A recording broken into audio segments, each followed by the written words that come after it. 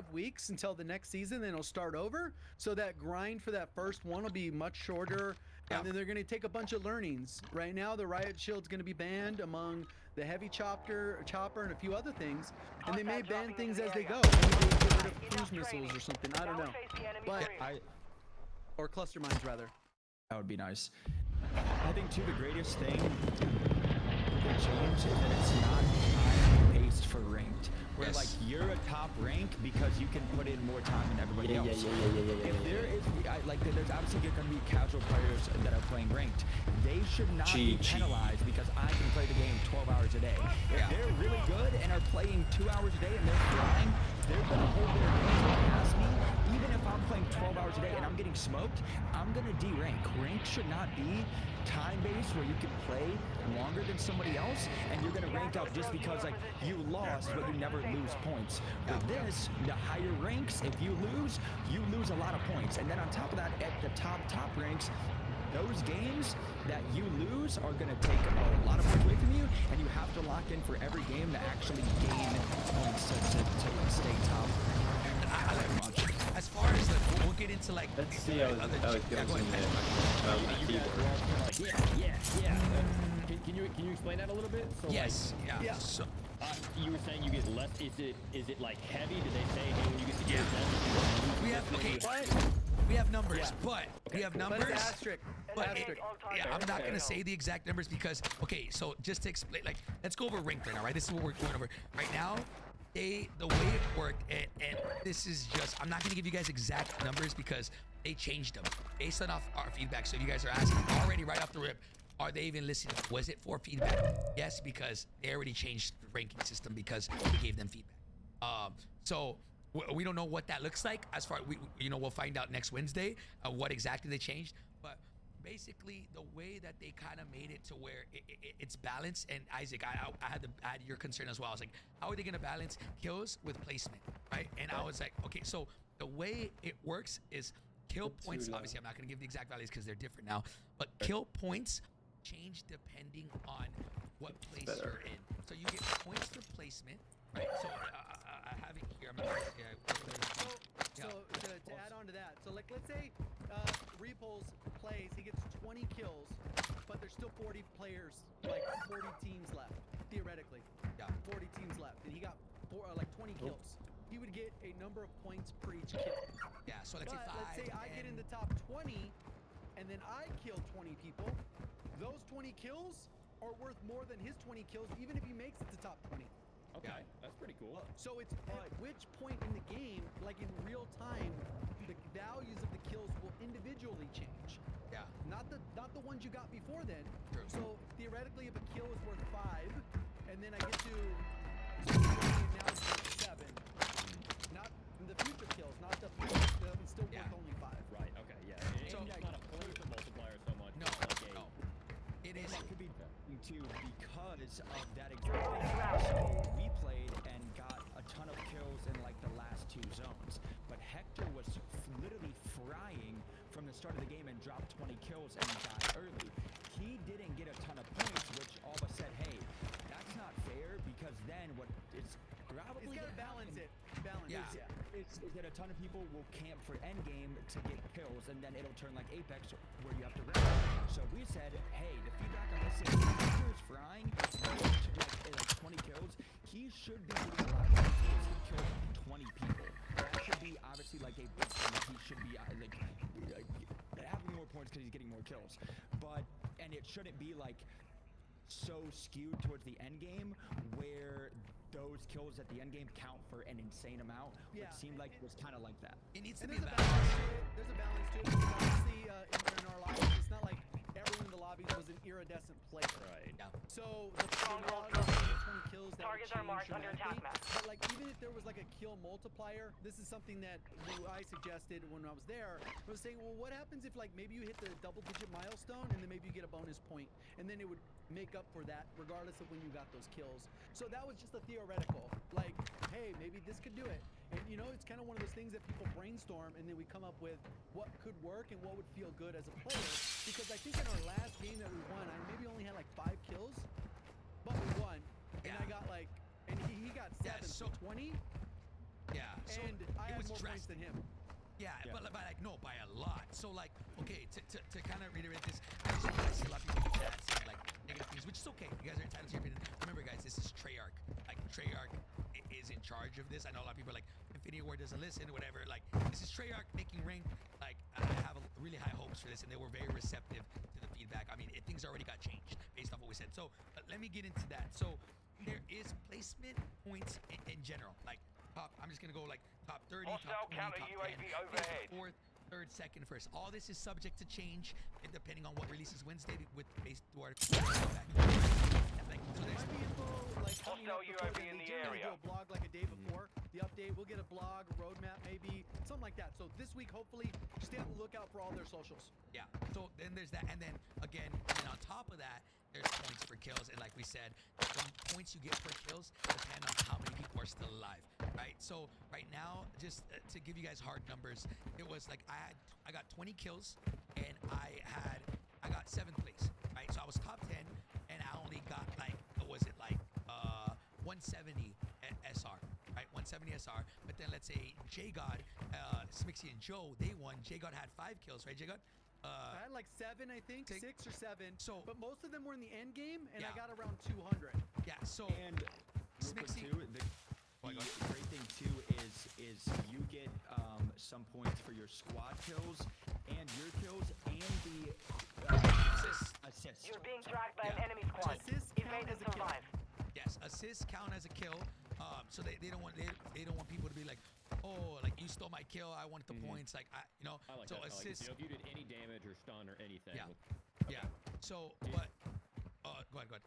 Did they say for like US and top 250, you know, you're talking about having 200 points, 170 points. What is the negative amount that? Yes, that's Obviously, subject to change. yes. So How that's harsh are we huge. talking here? That's Like huge. So 80% of what you could get, probably. Even really? more, yeah. So this is the big thing. hard. This is the Good. biggest thing, guys. This is the biggest thing that people were concerned about. Is on paper, I don't know.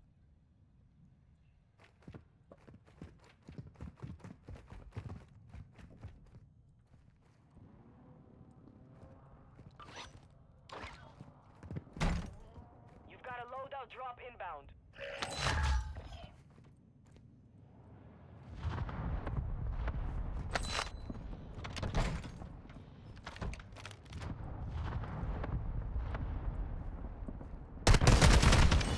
Nice.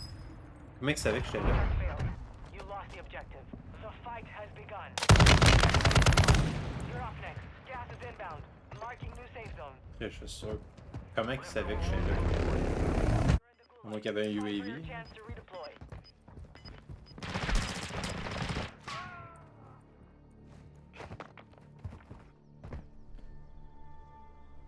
C'est weird ça.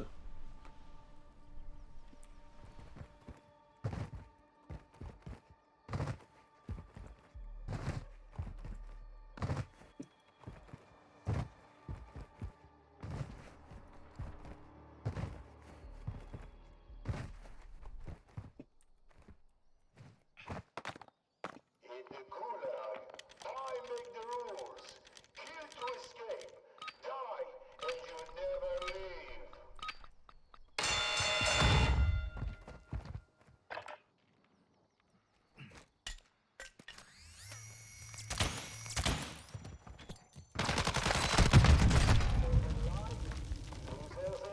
You took a beating.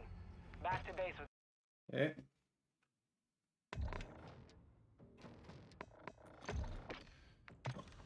I'll switch it.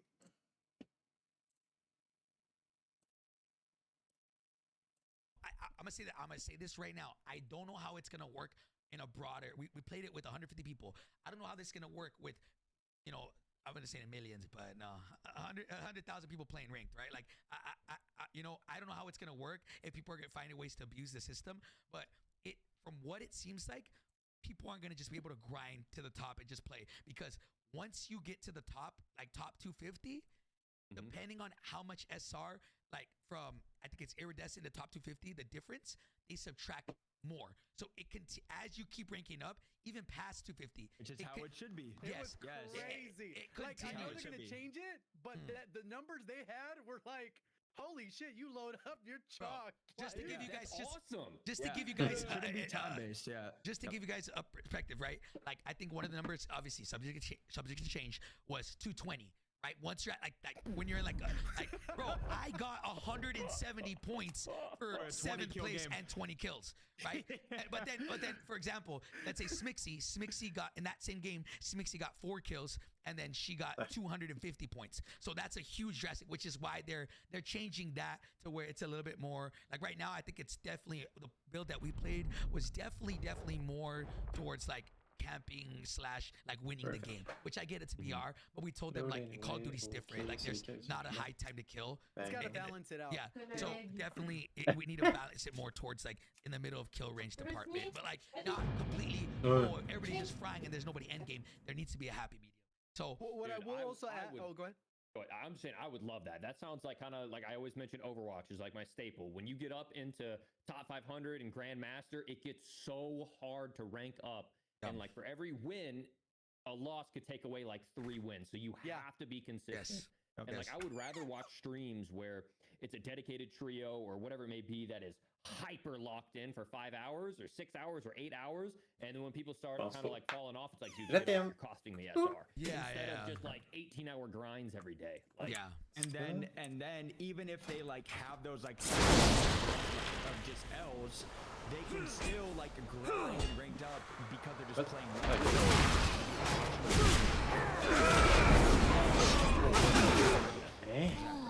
So And what I was gonna say is, But- probably like what was 2 that? weeks ago, multiplayer for the new season, they put Holy out like hell. the rank where people Okay. fell on That's the the bizarre number. bell curve. Essentially, like the top 1% was iridescent, Saw that. third, like top 10. So I'm pretty sure that's gonna be a similar goal for them. Essentially, reach that same number. So Bienvenue dans le whatever chat. Welcome it to the ends up chat. being, the tuning of the score going in probably season 4. Don't be will shy be to reflect write in the that bell comment curve so that the or in top the chat 1% box. is iridescent, that the highest peak is gold and Merci and de- low merci de flats, you know? suivre. So Merci de whatever continuer à the system grinder un is, petit there's peu. no way J'aimerais to know ça if it's gonna échanger be mon perfect esti because de... it doesn't Ouais, exist. dans ça. Are they You know, going to even though- accelerate for Changer like le the titre beta? du Are they jeu. going to accelerate the points? I don't think so, Okay. I don't think so. because I think the Voilà. data has to be Short-term grind. based off of it. Yeah, Yeah, they so need to so grind. just reiterating this and letting everybody know, it's a beta not because it's unfinished, the way I perceived it, right? It's a beta because it's only half the season. And right now, season 3.5, and then it's gonna go from 3.5 Pas qu'ils me to feront 4, pas which is encore. It's like gonna DMZ. See? DMZ finished, Yeah. and it still is says pretty beta. much has features, and it's still Ok, beta. bon, faut que which je I think is remonte good, là. right? Because Fortnite was in C'est beta facile. for so long Continuer that là-bas. from like a law standpoint, when it's in beta, you don't have to submit as much I think there's patents or some different shit like rules that. with third-party platform or the platforms. Et ça m'a uh, Merde, ça m'a vraiment Xbox, blessé. and I think that's kind of how it works. And also, to clarify, somebody said power assists counted. Assist and kills count equal. Glad I could help. It'll behoove you or benefit you to team shoot C'est... Yes, yes. in every way 2 possible. sur 4. Team Help shoot. everybody. So you get the Elle est pas assist, finie? and if you happen to just not be involved, Ok, you were in bon, the on va aller gulag, finir your ça. teammates are fighting, Ça, je peux you're enlever still gonna ça, get ça, je peux points remettre ça. for Ouais, your mon team's compteur getting d'FPS, kills je peux and fermer assists and ça, stuff, je n'aurai pas de place. but you're gonna get a lesser degree because you weren't involved in the action. But you'll Yeah. still get points. Yeah. So Did so they specify? Points. yeah, go ahead. Sorry, I No, got no. so many questions. So You guys- I don't know how we do this because I have everything listed in order. If you On want, va I can faire ça go comme through ça. it, the list, sure. and, So we can check and then through. Isaac, whatever after you can be like, okay, what about this? What about this? Ah oui, c'est vrai, Is that je good? suis en train de Make it a finir little ça. bit more organized. True. Okay, so Oh, he had Alright. another. Again, give us that one right now.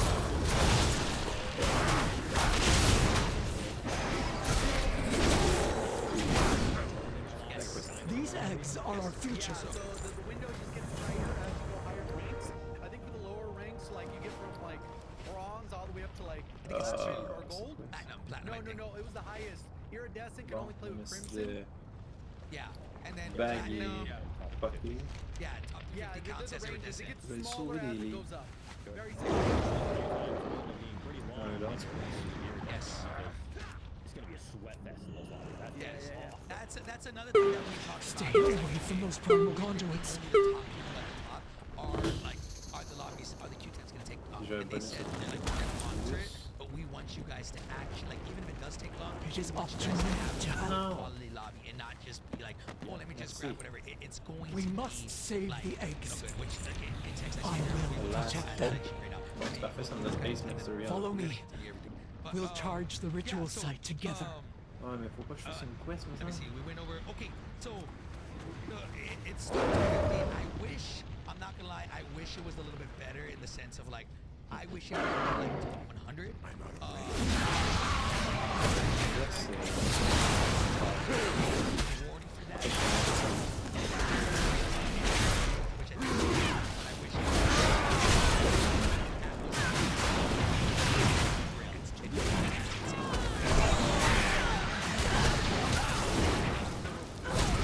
there's two separate systems. It's the same as multiplayer right now.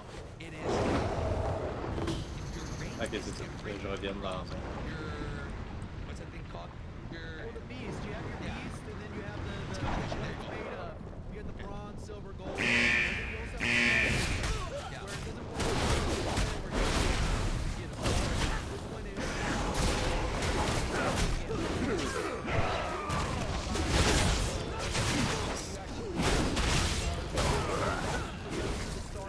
Ça va pas bien? Ça va pas bien, ça va pas bien? Very much like a multiplayer, but the way you earn stars is through the other way. And I don't like this because like it's cool, the whole ranking system, the whole beast thing, but it like looking at it from a competitive standpoint, it doesn't really matter. Like it's not that big of a deal because like I guess you can it kind of tells you a true like I guess skilled player, because let's say for example somebody can be iridescent but be like the top rank but then be like a gold player, you know, not in a bad way, but you know what, they're really bad because like they played enough because rank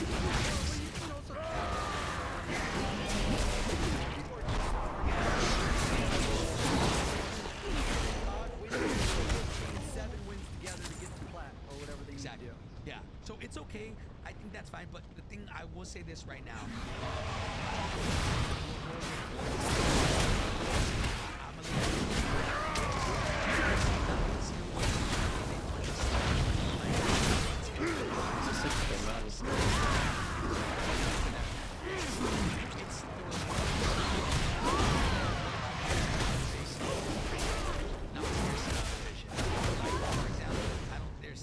there's no skin for top 250. Wait, we're getting participation.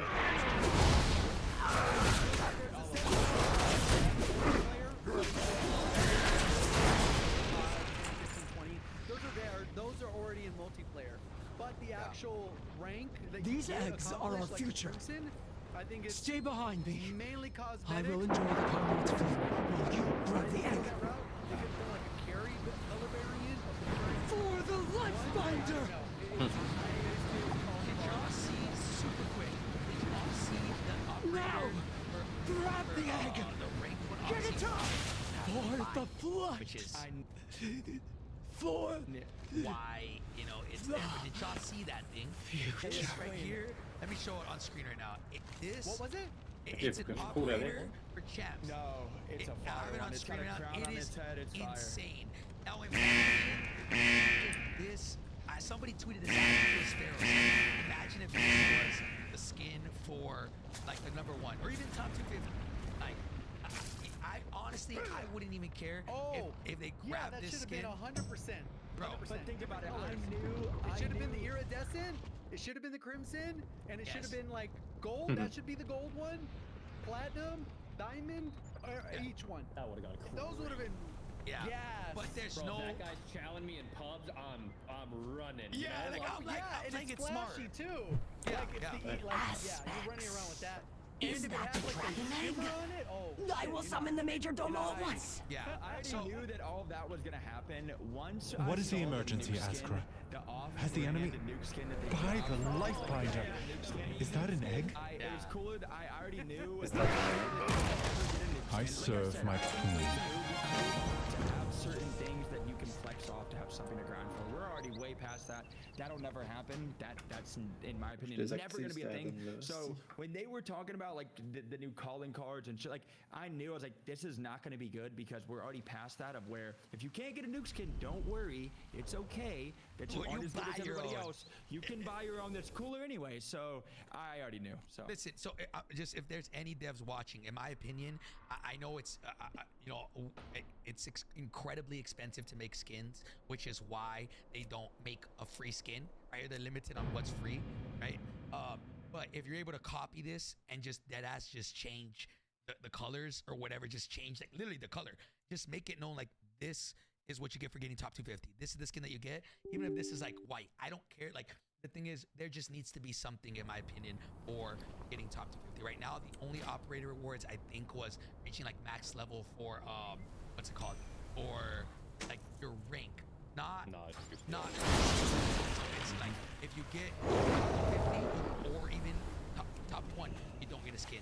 If you're number 1 on the entire leaderboard after the season's done, you get a calling card and an emblem, which I told them straight up, and I was nice about it, but I told them, I'm gonna be honest, from like just being blunt, calling cards and emblems don't matter anymore.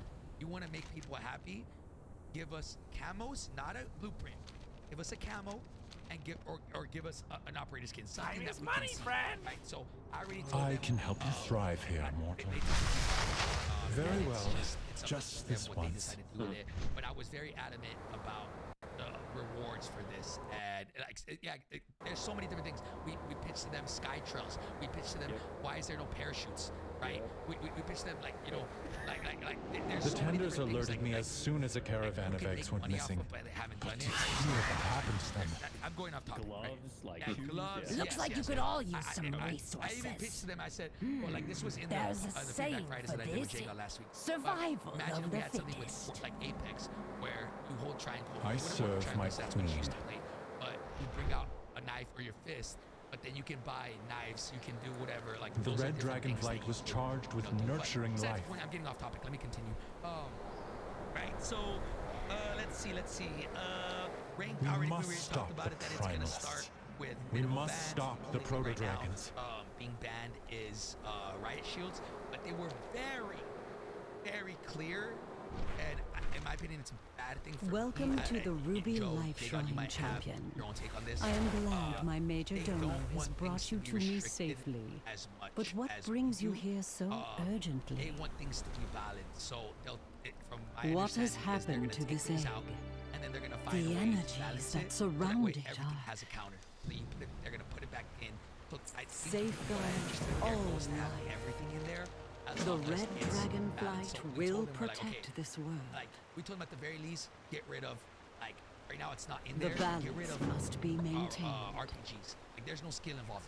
There truly Through is none. their Like, eyes, there should be, you they may should ban a come couple to things. We told understand them our fixes for calling. cluster mines, bouncy betties. We gave them our feedback for all of these things. I and how they never can, but gave up It hope. really seemed like even Go the riot with shield, the like more aspects. than likely that's gonna come back to rank. We which does serve suck. once But, more. I'm hoping that they kind of shift their perspective and they just be like, that they realize like, hey, everything. It's the same thing that we've always been saying. DMC should feel like DMC. Multiplayer should feel like multiplayer. Warzone should feel like Warzone. The same things for this. If we're gonna have a competitive playlist, it needs to be competitive. Get all the bullshit out. Get all the cheese out. Get out riot shields. Get out RPGs. Get out cluster mines. Like, if it's possible, do it. You know, that's. I mean, they're already contradicting themselves. No, I don't know if this is Raven like following it from the top. I have this conspiracy theory that Raven is literally handcuffed and Infinity Ward won't let them have their game, because we all know what happens when Raven has full control. We get a fucking incredible game by the end of Caldera.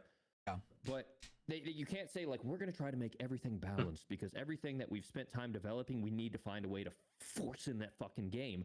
Like heavy choppers, they're getting rid of, right? Yeah. Like. Those aren't in ranked. Public events, they're not in ranked. The Isles have LTVs with turrets, awakened. they're not in, like some stuff just doesn't belong.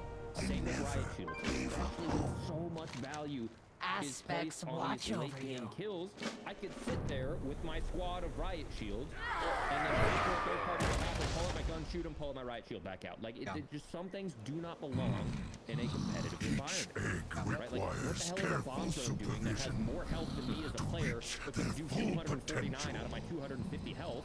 We provide that care. Fundamentally does not make sense. I agree I don't know, with I'm you. just- No, I agree with you 1,000%. And you know, boys, feel free, Joe, Jay, say whatever you guys talk to them. I personally talked to them, and I literally told them, I said, look, guys, like I know you guys want to keep everything, but truly, like, there needs to be things banned. Like, it should feel like comp. And I gave them a list of what I would want banned. Even me, like, I don't think it's gonna happen. It said LMGs, in my opinion, make the game kind of cheese and make it slow. But if they're struggling to even say that they might even bring back riot shields, shit. LMGs is the worst of our worries, bro. Like, I'm talking, like, we need people, and I hope they hit us up again and they're like, okay, let's talk about let's talk about this, So to add to that, I think also when they were phrasing it, they were kind of doubling down on the fact that it is a beta, that they're open to changing stuff, so that, like, even the things they removed, potentially they could add those back if they determined that they weren't issues, or things that we do see as issues, maybe they would add those to the list. Like, it's a very fluid list. That's kind of my understanding of it. Do I think they'll add riot shields back in? Probably not. Like in season 4 or 5, whatever. I don't think that was the case. I felt like they were like just doubling down on the fact of that it's a beta. It's very fluid what is on the bannable list, and potentially they could add it back if they wanted. Dude, but how? But that doesn't show intent. Is the community gonna give these devs? Well, they're gonna wrap beta around something and launch dog shit, and then people are done giving this game a chance. No, yeah, people have already given it what it's gonna get. And here's the thing: all these bans and everything else, like that's great at this level, but we're at this level where if they're dropping a ranked play. What is the skill gap if it's from the normal mode, because they're trying to balance everything? Okay, are we increasing TTK? Are we increasing movement? We're going to hopefully do that. We're going to balance guns. We've been through how many weapon balancing? If we're going to have a ranked play that plays good, where is the skill gap if we're going to just try to balance the whole game round? If you're going to balance the whole game round, then the whole game's just going to turn into ranked then. That's not the point of a ranked play. Yeah, true. So, like, all that's these a good things point. that are being banned, like, that's great. That's phenomenal. But at the higher level of things, the TTK is insane. Takes no skill to insta-beam somebody. You're spamming pings. I even told them, I said, yo, as a controller player myself, you got a nerf rotational aim assist. It's ridiculous. I said, I love it. I'm a controller, but aim assist, like, is literally to the point of, like, Jay got seen it. He did a video on it, bro. You don't have to touch your right stick. You just move your left stick and it's following people. Like I said, in a ranked play, you have to, like, we're at another level of, like, they're, like, looking at stuff down here, but they got to start up here. The game is bad at the top already. Yeah, so look, like, I'm gonna say it right now. We are past it. I'm gonna keep saying it. We're gonna continue to say, oh, you guys are speaking too voice. We're not. Like, they are listening. We learned that there, So I'm gonna keep saying it. We are past the point of us being mediocre. We are past the point of us just like, oh, just give us a rank. No, if you're gonna give us a rank, give us a rank that's fucking ranked. Don't give us glorified pups. Like, we don't want that. We want rank, right? So we made sure to give our feedback. And again, like, I hope, and if there's any devs watching right now, which I really pray that you guys genuinely see the sentiment from the people who actually play ranked, and really see that we don't want this cheese stuff in the game. We don't want these things in the game. We need actual banned things to make it as competitive as possible. So. So let's talk about this shit right now, because it's plaguing the fucking scene like crazy. Imagine if imagine a service we're fighting right now, right? And World Series of Warzone was next week. Imagine one-shot snipers being in the game right now. I don't think if any of y'all are watching, if you guys play customs, one-shot snipers are fucking broken as fuck. Like, I'm talking for rank, for rank. We're not talking about comp. I mean, sorry, casual. Because in pubs, I've got one-shot snipe maybe like 2 times. I'm not even trolling. Like, I think they're balanced. But for ranked, why? Don't touch it. Don't touch it, because if you try to balance one-shot snipers, you're gonna fuck up the casual scene. You're gonna fuck up how they feel, and people are gonna leave again. Just ban explosive rounds. For rank, ban. Don't be scared to ban things. Nobody's like, oh man, I wish I had a riot shield. And even if they do, I'm gonna be honest, you shouldn't be in rank. Because like that, this is meant for the highest level of caliber players. And I don't mean to offend anybody. I'm just being honest. I'm passionate, and in my opinion, rank should feel like rank. Pubs should feel like pubs. And the second that they start trying to balance everything is the second that the game's gonna die even more. And I promise you, bro, people don't want that shit. The game's already down bad as it is. Like, can we please start making game modes that actually feel the way they're supposed to be? I hate this where everything feels the same. And think about it. We know they can do it. Again, think of the high level of why one-shot snipers are bad. Why are they bad? When you get shot at, or when you're getting shot at in the open, there's no movement to escape. They have the technology to test out an increased movement speed for ranked play. They have it cranked in multiplayer. They can do things like that. The reason one-shot sniper is bad is because there's no movement and you get instantly headshot sniped. If you're being sniped and you're trying to cross, you can smoke all you want, but you're getting spam live ping. Your tac sprint runs out after 1.5 seconds, which is ridiculous, and then you're just getting headshot sniped. Like, at the top, the game has its flaws, and you have to fix those before they try to balance all this little junk to actually make the game play smooth. The reason they're bad is because you can't escape anything. You're just dead. Yep. Oh, and it's like you said, in this philosophy of trying to balance everything for the whole game, it's just going to be half measures for both, and then everything is just going to end up failing. Like, if we make ranked, especially with right now, it seems like they're doing this very aggressive SR curve. They're trying to make it a very serious experience for people who like to play. But let's say I only got 4 hours being locked in, and then okay, I want to decompress, and then I want to go and I want to have fun, and I want to one-shot sniper. I want to do a no bullet nuke challenge. Or like, let us have an opportunity to have fun and to troll and pull out a crossbow explosive or do fire shotgun or whatever it may be. So far, like the expansion, let all that corny stuff in. very and different do a heavy from Shadowland. but then keep rank sacred, because if you try to balance it, which no offense, but like the you quests won't, are kind of nice. It just can't be balanced. Like, yeah, they can't. It's like shotguns. They're either broken quite or complete leveling garbage. quite There's fast, no in but between. hey, It is what it is. Shotgun's supposed to lead you I at had a point lot blank, of double XP but only at point blank. to go through. You know, so like a stun lasting 3.5, 4 seconds. Yeah, It gets 100%. iridescent. If you get stunned, you're dead. Period. Dot. I don't know. There's just. But think too, here's the thing is like everybody's saying that too. I'm like, I'm so excited for ranked. That means pubs is gonna be easy. If anybody has ever played Apex ranked in their life, if you go to pubs are sweatier than ranked is. The SPMM is going nowhere.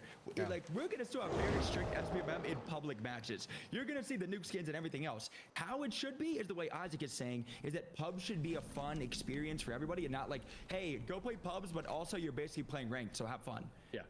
And everybody thinks that like SPMM is just gonna go out the window for ranked, but it's gonna be the same that it is right now.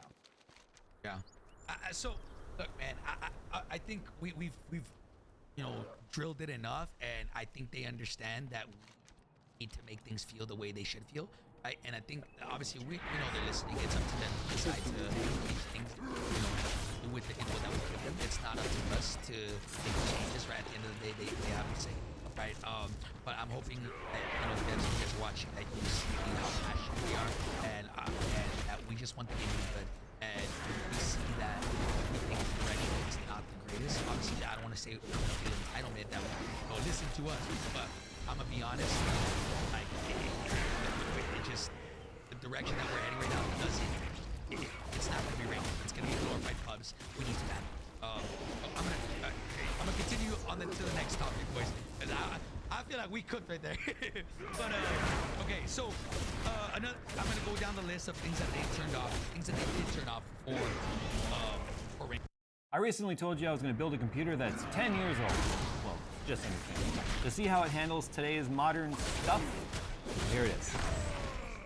Actually, this part's the only one. That's all. We interrupt this video to bring you a special message from iFixit. No, we interrupt this interruption with this interruption. The new stuff from iFixit. Wish you had a new graphics card, but inventory sucks?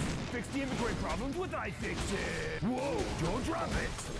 Can't fix that with iFixit. Just kidding, yes you can. Wish you could take iFixit with you anywhere, but your pockets aren't big enough? Introducing the new More And the new Minnow. Take them with you anywhere. So get iFixit for your loved one, or just get them for yourself. So the platform that we're talking about right here is Haswell. Haswell actually launched June 2nd, 2013. So that's why it's just under 10 years old. It's actually 9 years and 11 months old, like to the day as of shooting this video, anyway. So this 4770K was actually mine. I used this in one of the iterations of Skunkworks, which is why it's got the black and the yellow. It comes in a time when things were so much more simple. That was the top, actually I take that back. There was the 4790K, which came after this one. But this was, for all intents and purposes, it was the i7 that basically went to, you know, the IHS, instead of having soldered tin, was thermal paste, and it ran really hot at 84 watts. So things have changed a little bit. Also, too, it is a 84 watt processor, as I said, 22 nanometer process, and it's got 1,400 million transistors, which I think is really funny that it was listed that way. Maybe the number just looks bigger to them, but it's 1.4 billion transistors. If we compare that to something like you can get today, even like Phil's 13700K, he can put the side-by-side comparison right here. It's kind of insane how far we've actually come. Considering the fact that this was a top-tiered CPU at $350, I remember when people complained about the price of this CPU. Moving on, this is our platform right here. You might notice there's no RAM on the table. That's because apparently I sold it all. It's DDR3, which I guess at the yard sale I got rid of all of it, and I thought I kept the stick behind, or a kit behind. So, funny story, Amazon actually has DDR3 sets in stock, 16 gigabyte kits at 1600 megahertz. I was hoping it was gonna be 1866, but it's not. 1600, whatever, that's fine. For $16.99. So actually just over $1 a gigabyte, which I find hilarious considering the fact there was a while there DDR3 became very expensive because as you know RAM becomes obsolete, it becomes scarce, which means the price goes up. So that'll be here later today, which means I can at least get the system built and then plop that in later. But I basically went with some Team Group. I'll put it right here up on the screen. $17. Moving on, for storage, I'm using a brand new drive. It's a 2 gigabyte P5 Plus. It's really honestly just one I grabbed. It's a bit overkill of a drive that you would use in a system like this. You would probably use a much more basic NVMe. And the reason why I'm using an NVMe, because it was the very first motherboard I ever owned that had a slot for it. It's right there. And you only get one of them. So you would have to use your NVMe as your main drive, and then you would use SATA 6 as your auxiliary drives or your secondary drives. And there are 2, 4, 6, 8 of those slots. For the graphics, I'm using a RTX 2080 Ti Founders Edition card. I feel like it's a good card. That's weird. To sort of see, one, how bad is it being bottlenecked, and two, let's say you had an old platform like this, and you were continuously updating your graphics card as time went on. So I'm intentionally creating a bottleneck here. And what we'll do in this video, because there's gonna be this first part of the video right now where we're building it and getting it ready, I'm gonna show you guys how to get Windows installed on it, how to update this very old BIOS that I'm sure is gonna need an update, probably just for the VBIOS alone for the graphics card to basically give us an image, hopefully. NVMe drive setup, which was not easy back then. It was not just plug and play like it is today.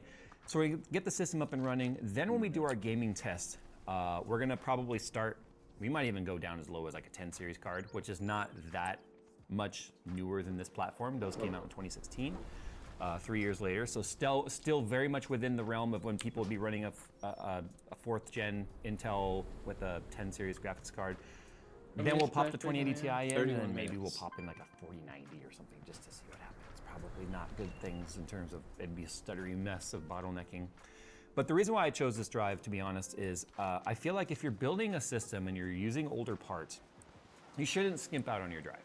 And I'm not saying go with a P5 Plus, that's a bit overkill, but even like something like a P2 from Crucial, or maybe like an 870 Evo or something like that from Samsung, something that's not gonna break the bank, maybe a 1 terabyte, somewhere around the $60 range for a 1 terabyte, just because you want a quality drive that you can count on when it comes to not corrupting your data or breaking the controller or just being unreliable with your data.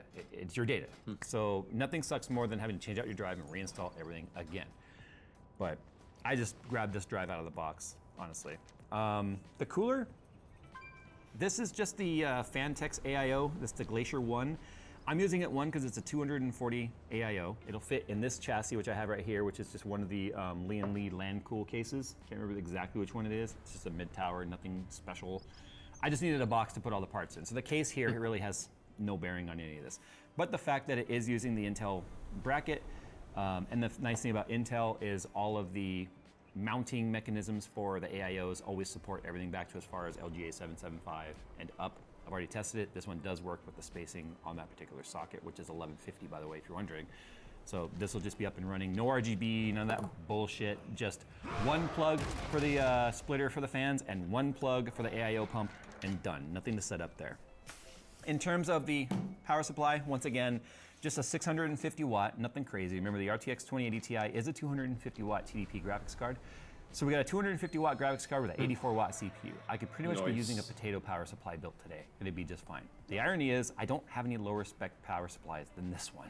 So our stuff has kind of evolved throughout the years that we keep on hand as we need it for modern stuff.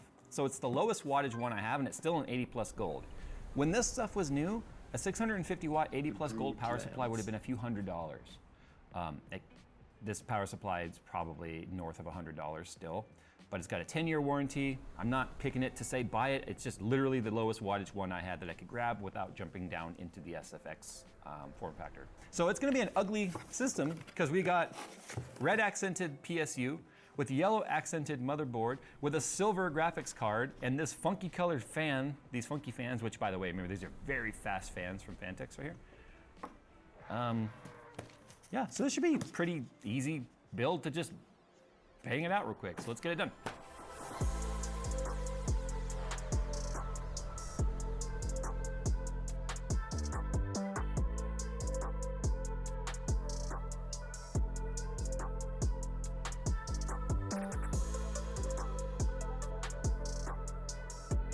Genre, il peut mettre un CPU cooler bien ordinaire, ça reste fou.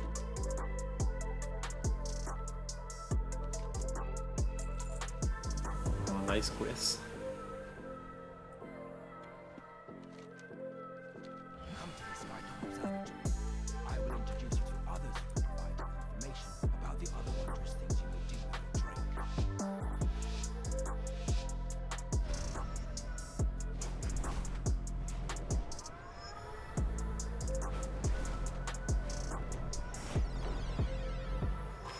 All right, so here it is. It's built and assembled. It's got my super custom gaff tape hold down for my M.2 because I lost the screw that goes with it, and all the screws we have are too big. Apparently they were a lot smaller back then. Multiple plugs with pigtails. That way if I test a higher end graphics card, you know, I'm not just stuck with one pigtail because I could use 3 plugs. So I guess all we have to do now is put this video on pause and come back when I have RAM. Maybe I shouldn't have sold my DDR3. Stand by while I try and build a DDR2 system next. Okay, fine. SD RAM. You say DDR1? Is this talking or is this for the Keep thing? your and Sarah oversees the roster of transformation. Talk to her about how your dragon can adapt to new, unique forms.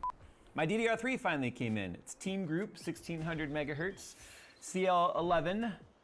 16 gigabytes, 2 8GB sticks. Nothing special, no heat spreaders or any of that stuff, no RGB because it predates RGB stuff being a thing. $16.99 on Amazon. I'll put a link down below if anyone's looking for some DDR3. It's probably less than I sold mine that I was looking for. And it's also been a couple days since the first part of this video. But anyway, moving on, you might have noticed Heaven running both in the first part of this video and the second part. That has been running now for 48 hours. And that is the same 37 that came out of Satan's PC, or 3070 that came out of Satan's PC. So as you can see, in certain types of use cases, it doesn't crash. So I don't know why I'm leaving it running for days on end. I just started it one day and I'm like, I don't know, just let it go. Now we need to see if the 10-year-old system will boot. I call it 10-year-old system, even though the only thing 10 years old is the CPU and the motherboard.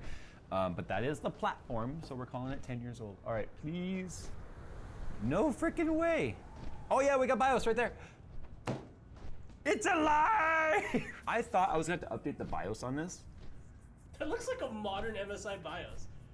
Yeah, well, that's because MSI BIOS haven't really updated in terms of its appearance in so long. We have RGB on a system that otherwise never ever would have had it. Nick, I need our Windows install media so we can get Windows installed on here. It's our Windows 11 install media, which should work with this hardware. I can't see any reason why it wouldn't, but we're gonna find out. I don't know why I'm talking like this. Your PC can't run Windows 11. Dang, I thought that was gonna be the case. Nick, we need the Windows 10 install media. Custom. Yay! So I didn't do anything. This video was supposed to be about, here's what you have to do to get an old system to run on new stuff. Apparently it's build it. Yeah, what we have to do right now is we have to install the updates, which will take a minute on this system. We need to install the graphics driver, and then I'll probably go into the MSI website and I'll download any, like, not BIOS, but like any chipset drivers and stuff for this. What I need to do, honestly, is I need to take this system, but I need to source a 780 Ti, because that was the top of the line GPU at the time the CPU was new. Get that in here, and then I need to take a 13100K with like, not even, because we don't have any low-end 40 series yet, right? So a 1650 Ti or whatever. The lowest end parts you could kind of get today, and then put them against each other. Now, if you're watching this going, but Jay, my internet and stuff right now isn't working. I have a LAN plugged in, because this is not a Wi-Fi board. Wi-Fi boards were rarer back then. They're kind of like a standard now, but back then it was like a Wi-Fi designation that cost a bit more. Like to do the then what you're gonna have to do is use a laptop or another PC or something, go to the driver page for MSI, and then you'll download that LAN. So it would look something like this. I would go to their website for the mPower. Good job, MSI. What? I was just there. Anyway, you go to support, then you'll, drivers, it's fine. Go to support, and then you'll find your network driver there. Download it onto a USB stick from another computer, then plug it in there, install it, and then all your Wi-Fi, or not your Wi-Fi, but your wired internet stuff will work. Be Quiet is proud to announce their all-new white Lightwings high-performance ARGB fans, available in 120 and 140 millimeter sizes. All fans are PWM and available in either a 7-blade or a 9-blade high-performance model. Lightwings fans feature ARGB lighting on both the front and the back, allowing for a customized appearance no matter which way the fan is facing. Available in either a single fan or a triple pack with a fan hub included, the new white Lightwings fans from Be Quiet are an obvious choice for PC enthusiasts who demand performance and silent operation. To see the full list of specs and availability, follow the link in the description below. All right, so we've got our 2080 Ti installed, all my software is installed, I've installed Cinebench, some of the game titles we're gonna test right now. Let's start with the CPU. All right, so my CPU clock is right here. It should max out at 3.9 gigahertz. It won't go past that. Actually, with the OCG, it might, I don't know. And then our CPU temperature right now. Our max temp we've seen so far is 57, just doing stuff. But once I start Cinebench, and this test is going to take a minute, I wanna see what the max temps are gonna be. Considering today's coolers are built for such higher end, 59, 60. It's amazing how far cooler tech has come in 10 years, because the 4770K, I remember clear as day, was just everyone complaining about how hot it was. It was the 9900K of the era. Yeah, absolutely. It's 61 degrees. It hit 62 for a minute, or for a second, but 61. And it dropped down to 3.7 all core, which it's kind of interesting considering this temperature. You would think that that would stay boosted at 3.9. Okay, so we got a 4,435. What'd you say the Steam Deck was? 4436. Okay. So, 1 point different from a Steam Deck. So essentially, if you sub a 4770K, you have a Steam Deck. So that shows you just how far AMD's like efficiency. It's 15 watts versus 84. All right, I'm gonna restart the system though, because I wanna see now with the OC Genie going, if that's gonna help us in any way. So with the OC Genie on, now it's 4 gigahertz all cores. So we just picked up 300 megahertz. We also picked up 53 seconds. 12 degrees Celsius. I want that does show how far the CPU coolers have come in 10 years though, just because of the fact that this would have been guaranteed up into the high 80s, low 90s before. And that was the biggest complaint. I think 95C might have been the max back then. So it's still doing its looping test. It's hit 77, but that one was now a 48-13. Wow, so it gained almost 400 points. It's actually not terrible. Let's see what other CPUs also land around a 4813 score, shall we? So other scores that are right around stock, the Core i5 8300H, like again, laptop CPU. A 7330U, which is an AMD Ryzen 3 laptop CPU. The 4770K overclock did beat a 7600K. That was 4209. Nice. The Ryzen 5 3400G, which I have out there, is a 4836. So essentially, it's a 3400G. 13100F is an 8871. So nearly double. Okay, so no surprise to anyone that the CPU performance is about as bad as you would expect.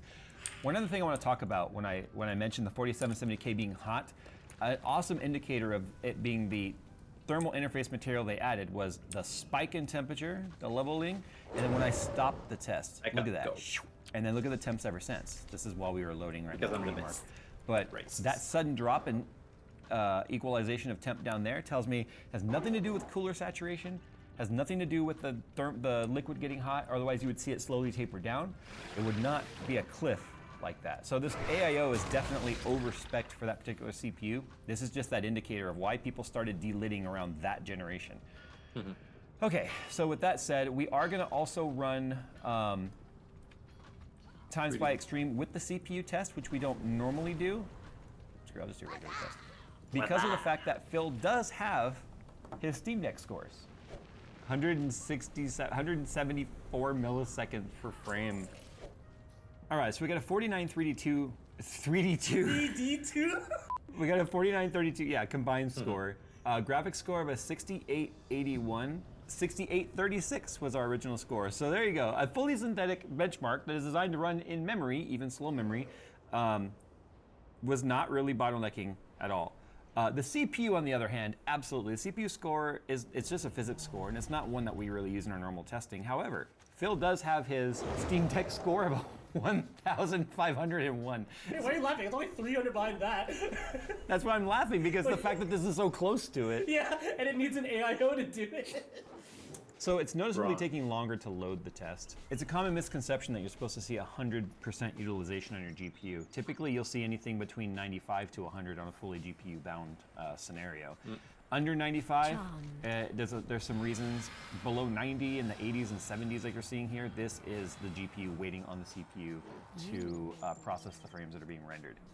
So telltale signs right now of CPU bottleneck. So as the test finishes here, the 2080 Ti and the 12900K had an average frame rate of 139 to our 97. So check this out. GPU bound, 0% GPU bound. That is because of the fact that every single frame was waiting on the CPU, is what this is saying. But the point is, if you pair a 2080 Ti with this game and this setup, you're paying for some performance that is not there, or you're not getting.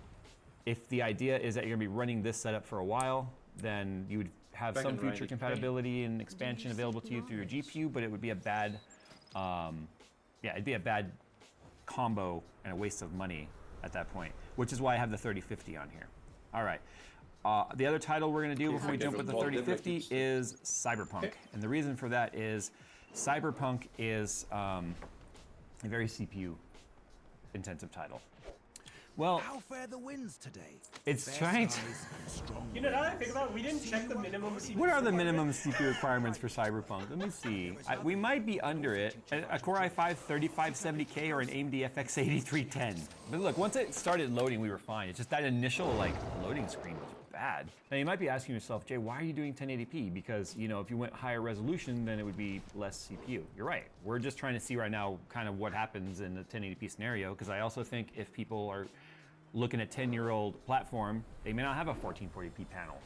1080p is, you can have them now for like $100 or cheaper. So the average FPS here was 81.87, so 82 average. That's actually better than I was thinking because, well, that same card did get 108. And yes, this is somewhat fairly unscientific in that we're not doing a bunch of controls and running it 50 times, etc. We're just showing you like the raw, dirty, this system is built, this GPU's thrown in, this is what we're getting. No, high 60s, low 50s, or high 50s, low 60s.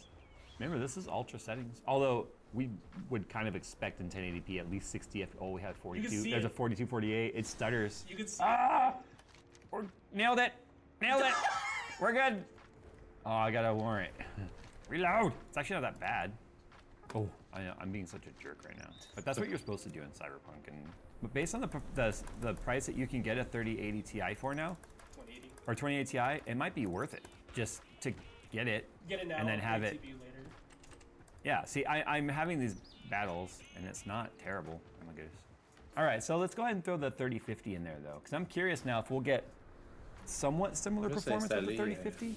All right, so as expected, not really any sort of bottleneck. A 2840 on the 12900 versus a 2823 on the 4770K. So margin of error there. That's what you want to see. Yeah, it was at like 60, 55, 60, somewhere around. The Phil can put up a split screen, but it was it was low, like 50s or 60s, somewhere. It was low. Very bottlenecked. 83. Okay, that's a little bit more like it. There's a little bit left because like bound, 61%. So it's trading off, obviously. That's why it's not matching the 88, but we lost 5 FPS for full performance versus this. A lot more reasonable than losing 97 versus 139 on the 2080 Ti.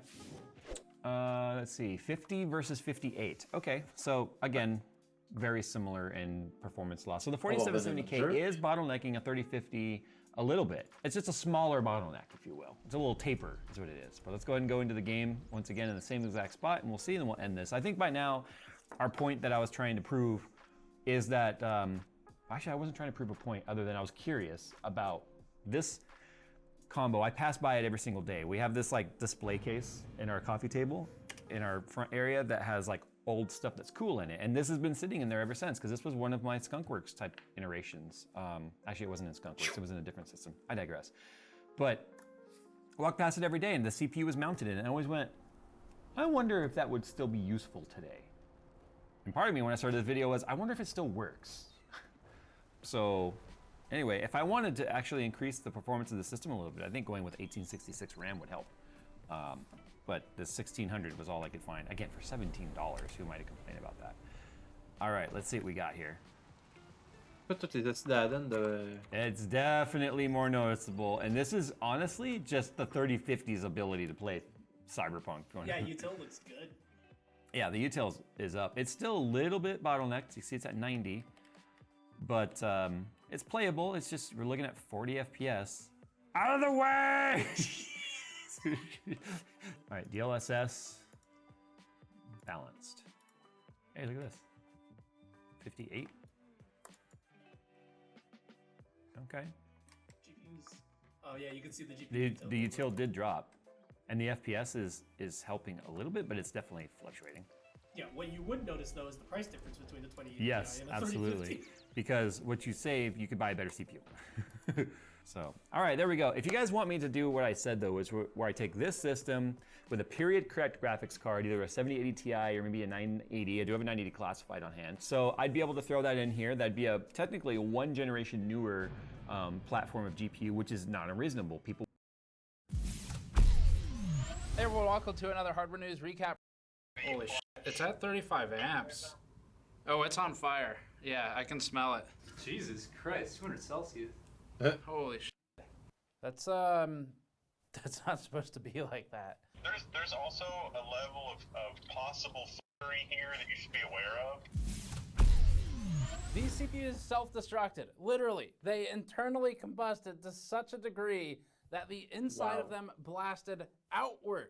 When we conducted internal failure analysis, we saw scorch marks in the same spot on 3 dead CPUs, the center of the IO die and the edge of the CCD, and that immediately pointed us to the root cause. Also, we saw fractured silicon. Although AMD released a statement about lowering SoC voltage, we still need to understand exactly what happened.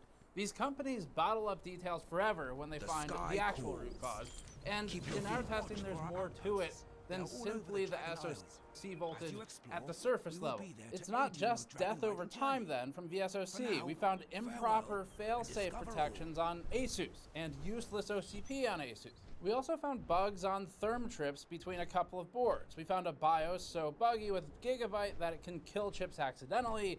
Now that's interesting. Wow, okay. What the hell?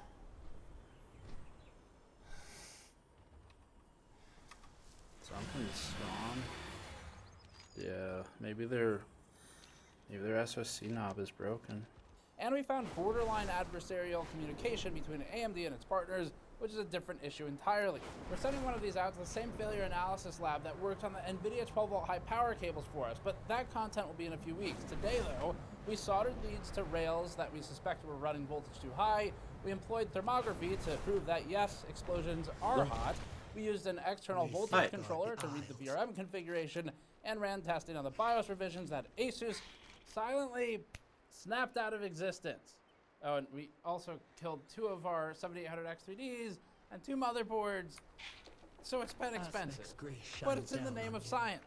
This video is brought to you by us and our special limited edition 15-year anniversary GN foil shirt on store.gamersnexus.net. I started the Gamers Nexus website in May of 2008, and within the next few months of 2023, we're going to hit 2 million subscribers.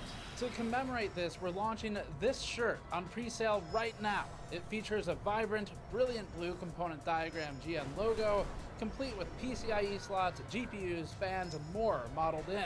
We also used a gold foil 15 integrated with this special variation of the GN logo. The back of the shirt uses gold foil to show our trend line from when we were only a website until today. There will be a total of 5 special GN 15 items launching over the course of the next year or so to commemorate 15 years in operation, all of which are limited and collectible within their different categories. This shirt directly funds massive testing efforts like this video and helps us to continue investing money and time into public service testing and analysis. And you get something unique, shiny, and brilliant, just like exploding CPUs. Back order one on store.gamersnexus.net today. All this started going down right as we arrived at AMD's headquarters for a totally unrelated video, so that was convenient for us. And AMD was in the middle of its scramble trying to diagnose it, so they were just as fresh working on this as us. Maybe a little bit of lead time, but this is all a very new issue. So as soon as we got back, I set forth to working on some specific aspects of diagnosis and asked Patrick on our team to assist me tackling the rest. And here's a quick recap of what's going on. Although there's evidence of this happening prior, the biggest post was on April 20th of 2023 when user SpeedRookie posted this harrowing set of images on Reddit showing a CPU and a motherboard.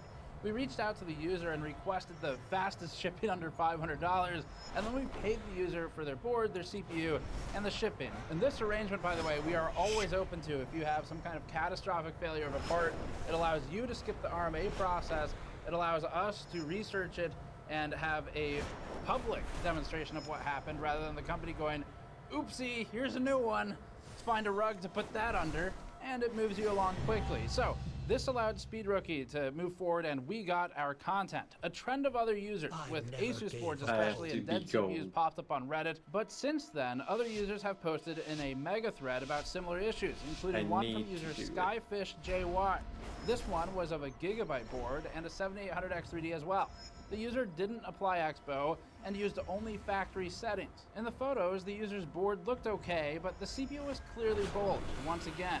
We bought these components from Skyfish as well and got the expedited shipping so we could add it to this video. So this setup behind me is what we use for testing. We have 2 camera setup plus a thermal camera. We added a camera this time from the 12-volt high power stuff because last time we were like, wow, that footage is some good meat material for ever. It's currently at 258 degrees. I think we see the smoke, Steve. You see the smoke? Well, there's no cause for panic immediately. So if you have an X3D CPU, even if you have it on an Asus board, you don't need to freak out right now. We do have some steps at the end of the video. We're gonna explain why it's all happening, but this isn't so widespread that everyone's CPU is going to fail. Just like the 12-volt high power stuff, there tends to be a lot of chaos and panic as soon as the first couple of these get posted, and you don't need to panic completely. Only some of you will have this happen. Does that help? We think most of these are related to an SoC voltage that's too high, causing a slow death of the CPU. This is something that's known at this point and well documented. Future Steve here, however, we also discovered that Asus has a major fuck up on its overcurrent protection, where its super fancy $700 ultra premium motherboards are designed in such a way that there are insufficient protection mechanisms where overcurrent protection allows for the CPU to be fast cooked from underneath after the CPU is separately slow cooked from within. So it's a combination of failures here, But the catastrophic part of this is one that Asus can completely avoid, which we're going to talk about a little bit later. It's possible this happens on motherboards outside of Asus too. We can't possibly test them all, but Asus was the easy one to figure out. And it took 4 days of non-stop testing. Let's start with filtering what we know and some plans. So first, as we entered this testing, we kept an open mind to the variables presented by motherboard vendors, AMD, BIOS versions, and users alike. We noticed some of the failed parts online didn't exhibit the same mutual destruction between the board and the CPU. That indicated to us that there are actually two problems rolled into one.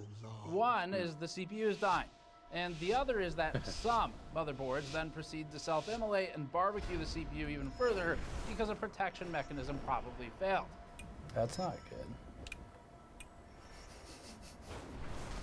So if we clear CMOS. You killed it the wrong way. Based on the data we're presenting today, then, we believe this to be one part AMD's fault and one part board vendor's fault. We're going to get into the hypothesis and some of the physical inspection first. Again, we have a separate video. It's coming out in a few weeks. This stuff, it's not quick to do. We're trying to move as fast as we can because the internet moves fast, and this particular failure analysis we're doing separately is going to require external lab investigation. That's going to take some time. But for the first part, here's our hypothesis. We have three sets of components we're working on. We have a dead CPU and a catastrophically failed motherboard from SpeedRookie. We have a dead CPU and actually a still fully functional Gigabyte board from Skyfish. That one failed properly. And we have a was working but died for the cause GN CPU, and the motherboard still works. Actually make that 4 sets of parts, not 3. While filming this video, we decided one more try and YOLO'd another $650 on a 7800X3D, another $700 on a motherboard, and we managed to kill $1,300 worth of parts. And that is all the more reason you should go to store.gamersnexus.net and grab one of these shirts, because it would help us out with funding these types of videos. We also have a promo where if you spend $65 or more, you get an additional discount, and that's at the top of the store page at store.gamersnexus.net. Using the full CPU pinout and schematic from a friend of ours, it's a lengthy document, we're able to use these images of the pinout to figure out what we care about on these CPUs. At this point, Patrick and I split them up, and we started doing some resistance checking. We found low resistance shorts on the CPU that failed catastrophically and torched the motherboard. But we found 0 ohm complete shorts for the CPU we killed, which we'll talk about later, and the second CPU from our viewer Skyfish. In both instances of 0 ohm shorts, the motherboard was still working. In the instance of the low resistance short, however, the motherboard incinerated itself to the point of melting the socket. SpeedRookie's system was that one, and it was still on after the failure because power good was still asserted. That implies that either Asus has OCP that's too high, such as on loop 2, or the chip burned in a way that the low resistance kept it being fed current. If the CPU is destroyed in such a way that the motherboard shuts down, obeying OCP and OTP, then the silicon will be damaged irreparably, but the motherboard will survive. Low resistance shorts can break OCP and other protections, which may allow for the motherboard to remain on and shoving current into a dead chip.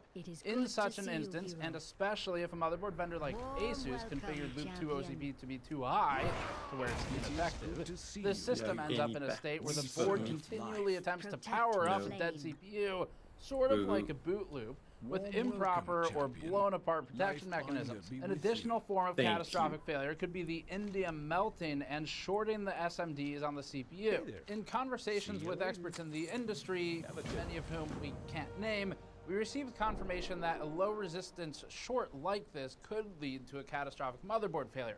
However, in our final hours of attempting to reproduce the motherboard incinerating itself problem, we made a new discovery that threw a wrench into the gears, and that discovery was an additional failure path. In the final test, we ran the 7800X3D in the Asus Hero with full cooling.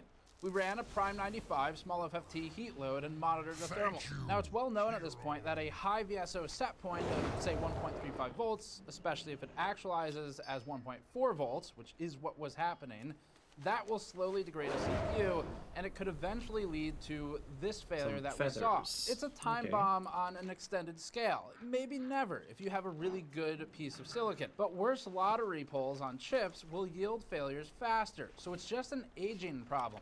We chose a VSOC set point of 1.45 volts, which is actually within 50 millivolts of what some motherboard vendors were originally running anyway.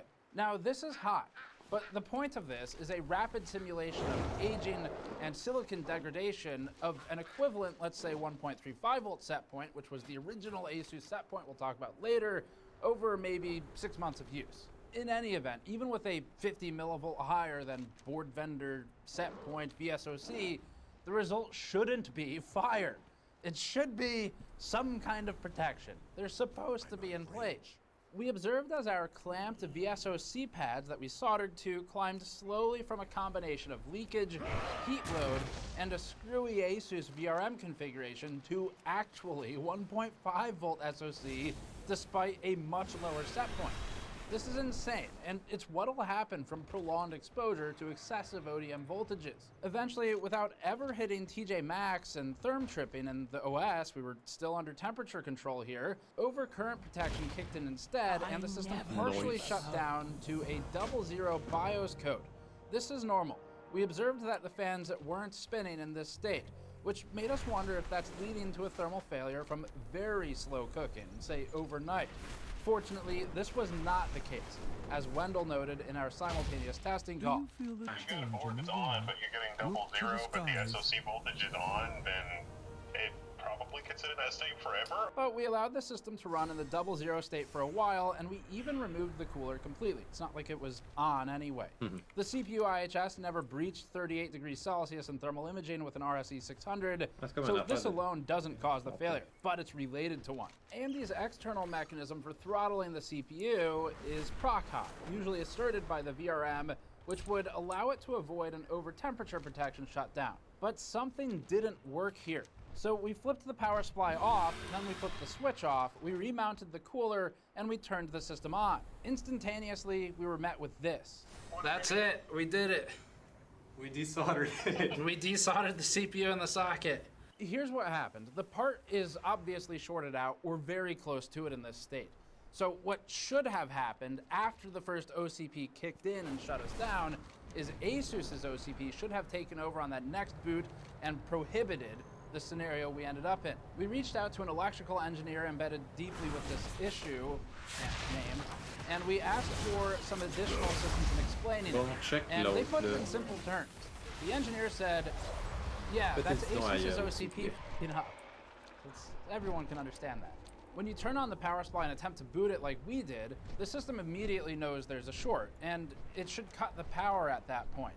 ASUS even has an extra embedded controller on these high-end boards, and that controller could be leveraged for additional fail-safes in really cool ways to prevent any of this from happening.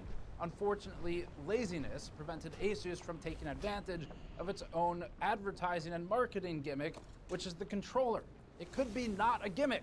From the board's perspective, a 00 code means that the power good signal has not yet been asserted. So the CPU will be holding itself in reset until the power stabilizes. 00 is basically the same as no CPU present at all. Once the power good signal is asserted, it'll start the process and exit 00.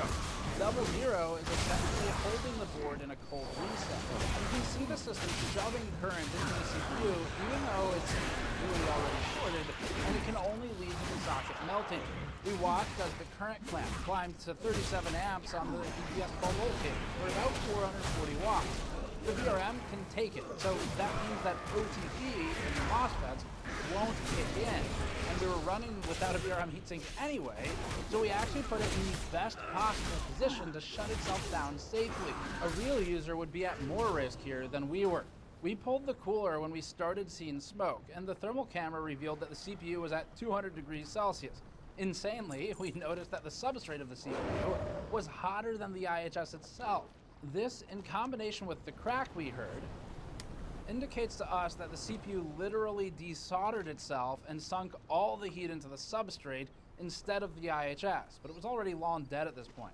And because ASUS has an unreasonably high OCP for these CPUs really in general, the end result is that the CPU continues to get force-fed current that it eventually can't handle. And that's in a double zero state, no cooling potentially. This is pretty damning, and changing the VSOC isn't enough here. That's the lazy approach. It's a catch-all, but there's more that could be done.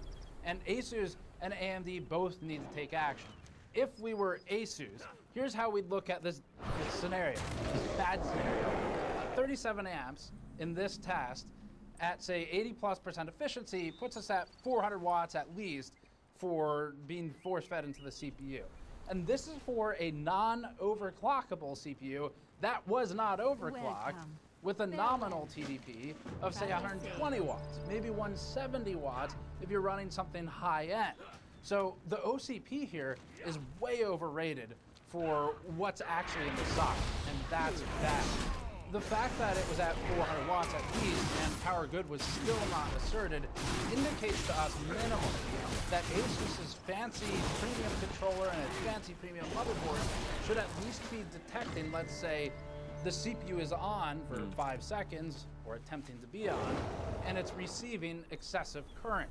Maybe we should do something about that and shut the system down. The controller has these capabilities. They could also reconfigure OCP to be lower.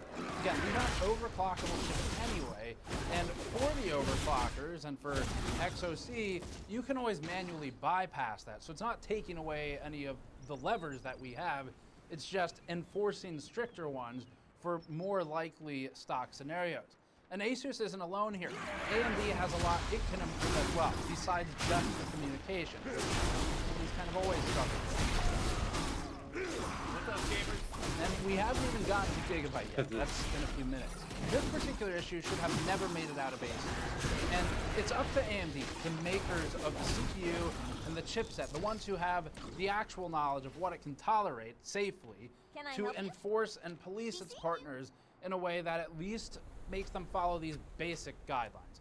You don't want too much enforcement and too many restrictions on the partners because it restrains creativity and it stops the motherboard market from being as diverse and interesting as it is, and it could have knock-on bad effects for enthusiast things like overclocking. But in the very least, something like this is not unreasonable for AMD to add to its list of, hey, we should make sure the CPUs don't melt themselves in the socket because the motherboard vendor maybe did something stupid.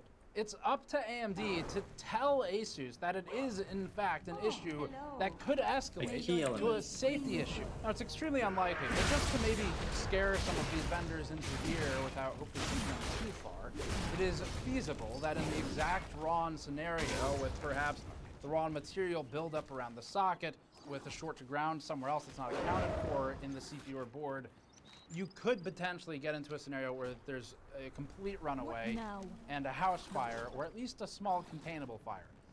Extremely unlikely, to emphasize that, but we've seen it before, and we've repaired user systems that have been through such scenarios. So, AMD, at least, is responsible for getting insights from its partners and providing them to make sure that settings like OCP are not incompetently set, perhaps under an assumption that guidance really is just guidance, as in you should do this, not, hey, it's gonna fail if you do this the wrong way. Now it's time to move to the delidding for internal inspection. So for this, we completely preserved the motherboard and the CPU from SpeedRookie. Those are the important ones. We did not tamper with them at all beyond probing some specific pins, and we informed the FA lab which those were. So instead, we delidded the CPU from Skyfish, because that's the one that came with the Gigabyte board that still works. We confirmed it's working. It even got the BIOS F5A or whatever it is. The other one, it'll go through submersive acoustic testing, scanning electron microscopes, and more. But to delid the CPU while preserving as much damage as we could, Patrick and Vitaly flossed the 8 legs of the CPU to cut through the adhesive without affecting surface mount devices. Like being a dentist. It's like cutting down a tree. Are you a dentist or a lumberjack? Changing professions. You give this guy a strain of floss and he's like 3 different professions. Once done, I clamped the CPU lightly in a vise and shoved a thermocouple under the heat spreader. Using guidance from our friend and community-voted #1 bromance of the year, Dare Bauer, we used a heat gun to heat the IHS up to 160 degrees Celsius, approximately the melting point of the indium solder, holding the heat spreader to the silicon. At this point, the lid fell freely, no prying required whatsoever, and we were able to delid it without any damage to the silicon itself. We took some microscope photos and videos, and we sent those to the external component failure analyst we worked with, again for 12-volt high power, and the same analyst said this, quote, "I'm seeing a cracked die from the high heat of the overstress event. Cracks emanate from the center melt site. That's not something you could have done with the delid. There's evidence of overheating, that's the darkened silicon, and of melted silicon, 1410 degrees Celsius melting point, if so. There may be a few others right of center. Fortunately, acoustic scans should clue us into whether such material discontinuities are present prior to destructive testing. Sometimes when larger scale EOS or electrical overstress occurs, a lot of different surrounding materials are pulled into the fray. I think this is what happened here too," our analyst said. "It looks like an organic material has bubbled up through the silicon melt site. The nearest organic polymer could be at the active side, where the connection from the die to the substrate occurs. That is surrounded by an organic-like solder mask or underfill. The easy solution would be to run it through EDX, or energy dispersive X-ray spectroscopy, to confirm." Yes, easy. That is why we're sending it to them. And the result was a ripple that cracked the silicon from the inside out. You can actually see it originating at that scorch mark. It exploded to such an extreme that it bulged the land grid array outward on the bottom of the CPU. When we scoped our own dead X3D that we killed during the course of testing, more on that later, we saw a burn mark in nearly the same spot on the SoC. More importantly though, we noticed at least one of these CPUs had discoloration of the epoxy at the edge of the CCD and a scorch mark on the adjacent part of the substrate. Actually, in fact, the SoC feeds part of the CCD. And so there may be an issue here of a voltage differential where it is forced to exit through the explosion of the silicon. So, to do our next part of analysis, we used some images from Lorcuza, who posts a lot of very high quality photography of dies and die shots online and does phenomenal work. And we transformed that by multiplying it as a mask on top of the damaged silicon. First, we used a clean delidded die that we also have here, and we scoped it to figure out the orientation of Lorcuza's image. Then we multiplied the image onto the failed I/O die. The failure within the I/O die appears to be in the middle of the GPU core complex, which actually drives the display PHY. Interestingly, we learned that the AMD IGP is one of the I/O die parts that's fed voltage via vCore, not just VSOC. We have a voltage block diagram we acquired from a contact at a motherboard manufacturer that confirms again that VSOC actually goes to part of the CCD. It's specifically this combination of the damage at the edge of the CCD with the discoloration of epoxy and the scorch mark, plus the I/O die scorch mark within the GPU complex that led us down the path of, this is probably why it exploded. And it was such an explosion that Gigabyte's power supply team would blush. We brought this next theory to a different contact, our friend Wendell from Level 1 Techs, and he had this to say. This makes sense because we know there are different voltages going into different parts of the I/O die and chiplets. The voltage differential has to go somewhere. Those are probably not completely isolated circuits. You're going to have some leakage even if they're perfectly isolated, but the reality is they probably aren't. You're going to have at least the logic circuits talking to each other between those sides. If you have a voltage differential, the differential has to be sunk to ground somewhere, somehow. In other words, it's going to go to heat. The voltage differential could go to heat that the processor experiences in a way that the engineers did not anticipate because the voltage is so much higher than stock. It'd be 50% higher if it's 1 volt versus 1.5 volts or whatever. I would go so far as to say it's not even really just the voltage by itself. If you have a really high voltage, but you only let a few electrons through, that's fine. But the SoC could be saying, no, I'm in boot up mode, I need all the current. And it makes sense why it'd be tricky to catch in QA or QC, since it's likely on an axis where a combination of silicon quality between I/O die and CCD are related. You rolled a 1 for the I/O die, for the CCD, and for the BIOS quality control? Congratulations, what do you win? Rapid unscheduled disassembly. Thanks, Wendell, for the quote. I'll use that forever. Now, the BIOS quality control point is important. this brings us to the next aspect of this, which is it's not just an AMD thing. It comes down to the board vendors as well. Prior to any of the physical testing, we noticed one big problem with the A2 board specifically. In order to do this testing, we soldered some leads to the A6 X670E Crosshair Hero to get more accurate readings on the SoC voltage that you actually set.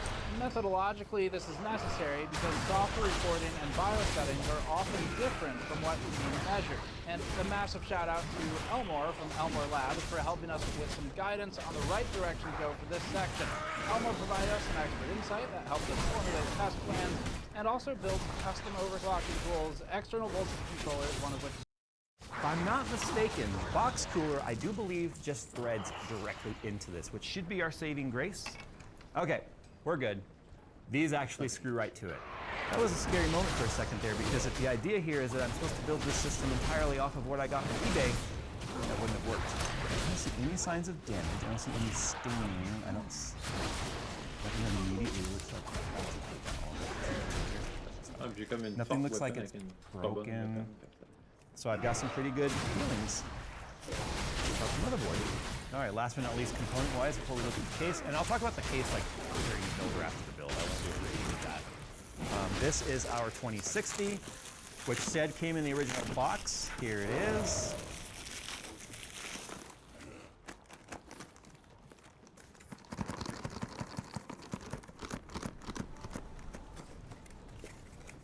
A bit scary.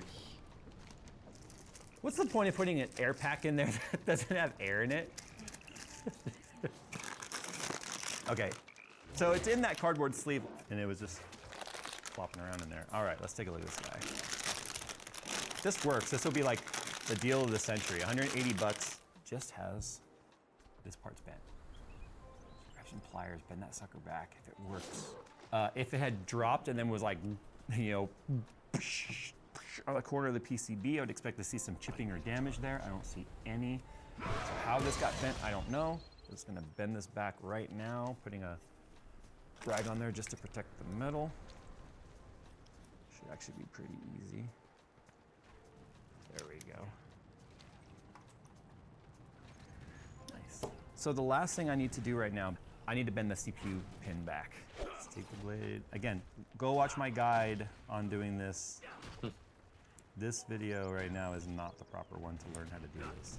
So you can see, yeah, there's actually 3 pins missing now that they're straight and I can see down there. So I have a feeling this CPU might work, but we may not see all of our RAMs. I only see one RAM sticking out. And your only recourse here is to complain, like to give the guy a bad review. There's no refunds or anything like that. And this is the risk that you take. But this is why I push back against used unless you know the seller personally, because this is the kind of thing that can happen right here. That could potentially be 86 bucks or whatever it was down the drain if it doesn't work.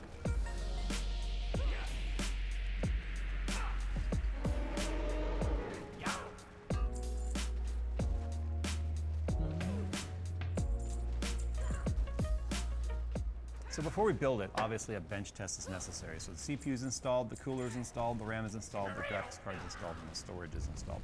What's nice is that this particular M.2 doesn't have any sort of active cooling whatsoever from the motherboard. It doesn't have any of those heat sinks that go down on it. Doesn't come with a heat sink.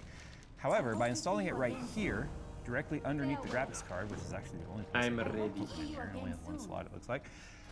The downfire through these fins of the fans will actually blow over it. And even hot air, when this card is under load, will provide a decent amount of cooling to the M.2. As long as it has some airflow over it, it's not gonna be a problem. And as long as we keep the fan always running too, while the system is like idle state, just doing normal browsing and stuff, active cooling on the M.2. In fact, I even did a video about testing M.2 cooling and where it starts to throttle. This should be perfectly fine. Something else I want to point out, this quote unquote brand new power supply that idiot bought on accident and lied about in his post doesn't come with the power supply cable that goes to the wall. So I had to supply my own.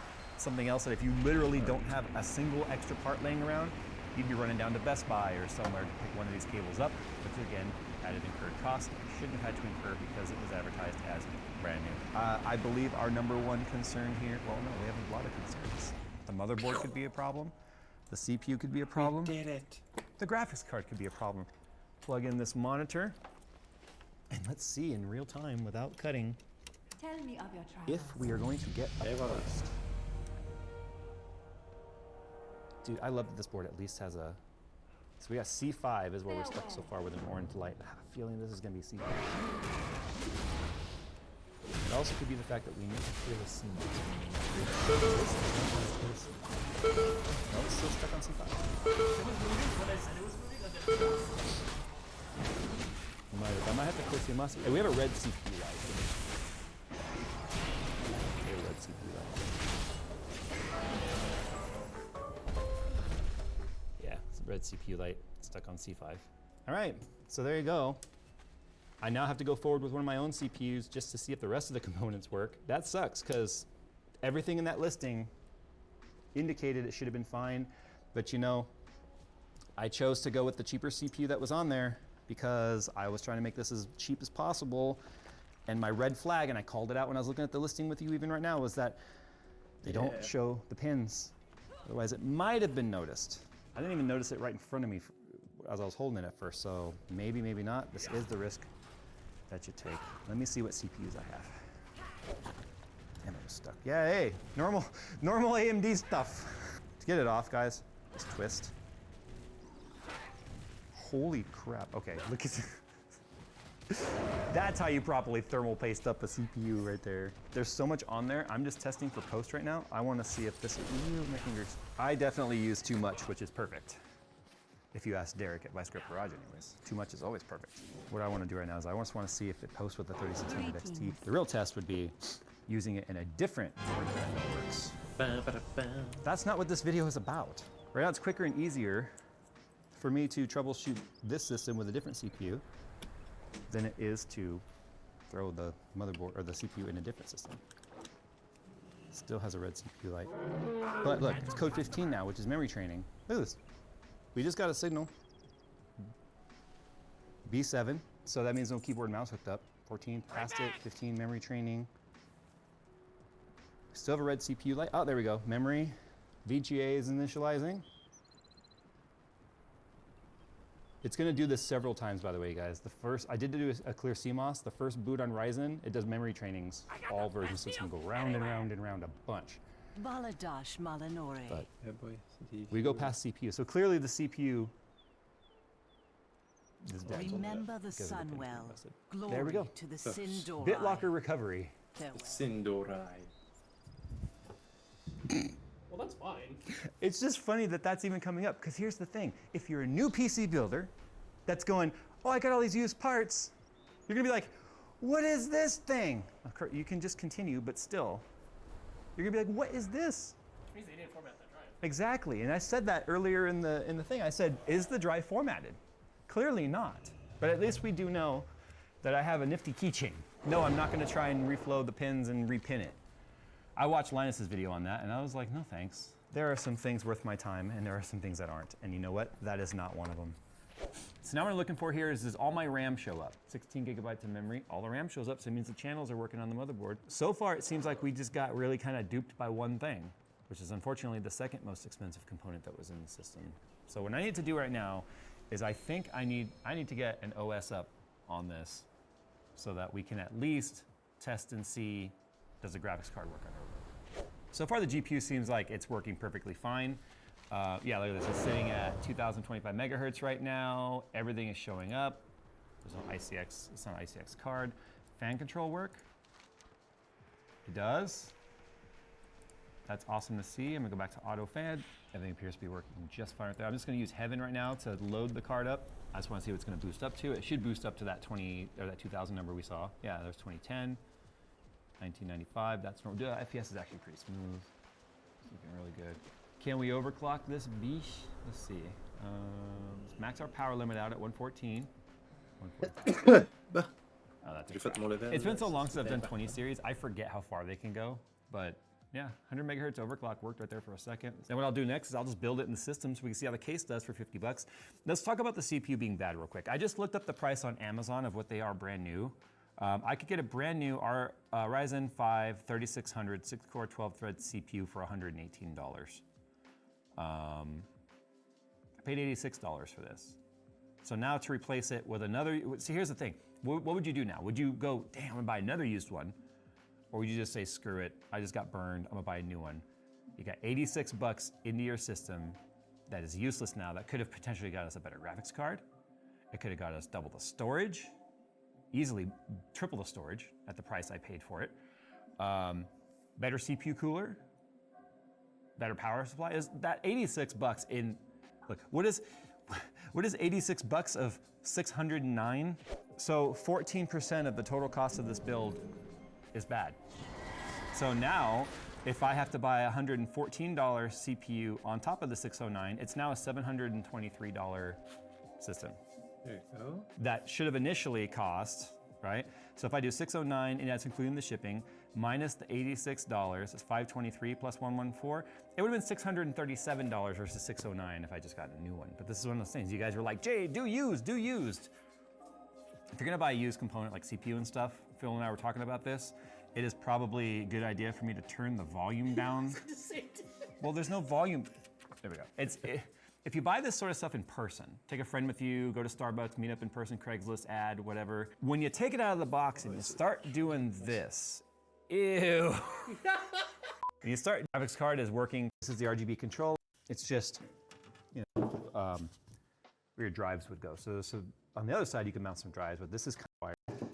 You're gonna, as a pop out, if you had a 5 1/4 drive, plastic, has offset mount IO, PU being bad, trash. Hey, it's got, you guys asked for me to do this. You thought it'd be a cool series? Trash, because there was no bringing it back. So anyway, power button. Is it gonna beep? Because I hooked in the speaker. See the speaker right there? I don't know if it's gonna beep. Yay, it's got that old sound. So anyway, check it out. RGB fans on the front are all lit up. We have our RGB controller here. Change the colors. Change the modes or off.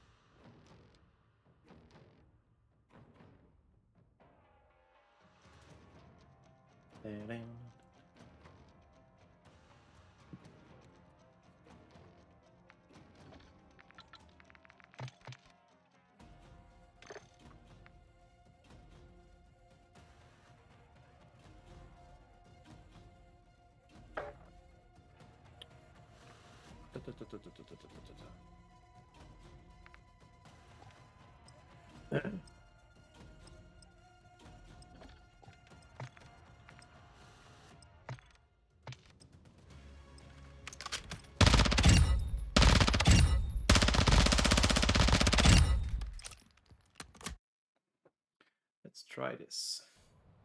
Yay. Check. Check.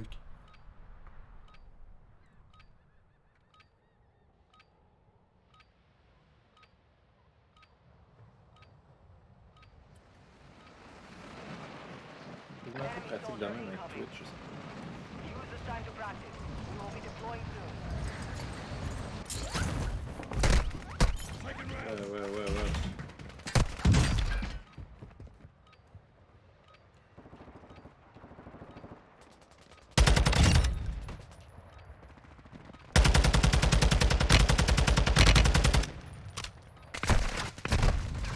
God damn it.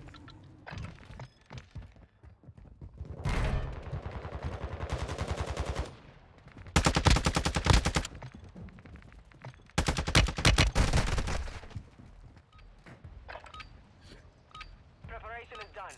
Now you deploy to the war zone. C'est drôle, j'avais pas des...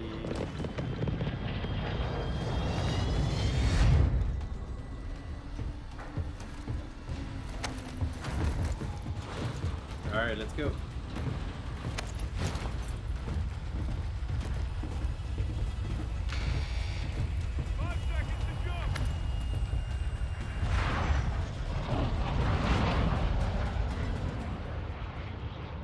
Survive and your team can redeploy. Eliminate targets to bring them back faster.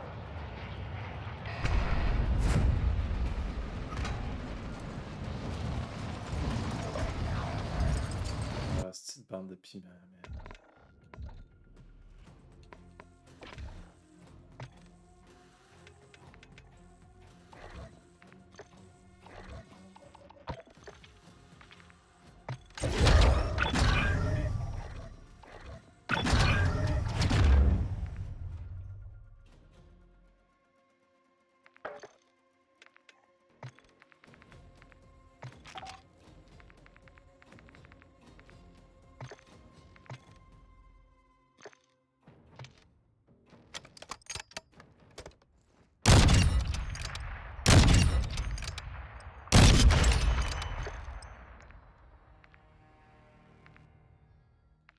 Enemy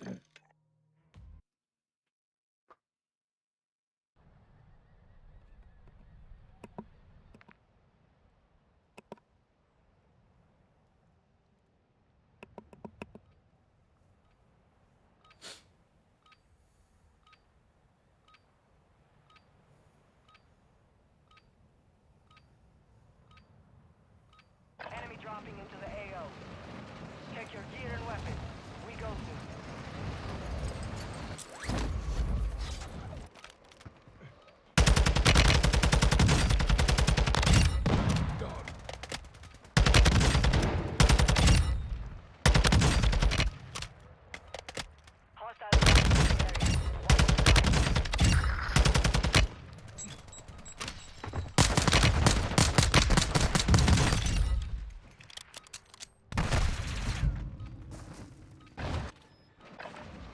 Yikes.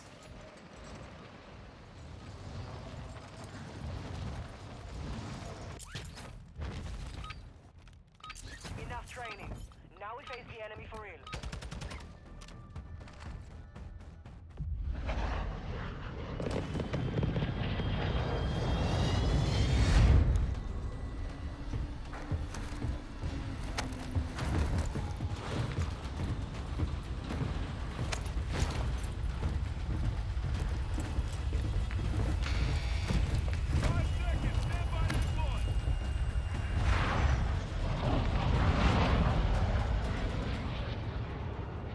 Survive to redeploy fallen teammates.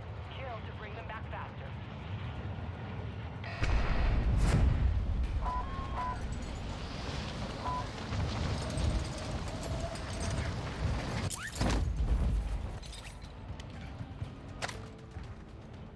Enemy soldier incoming.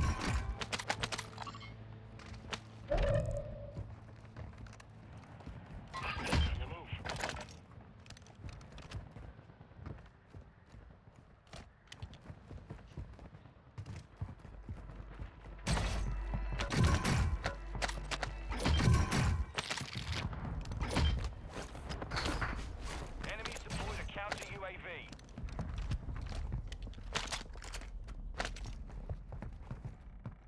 Enemy counter UAV is active.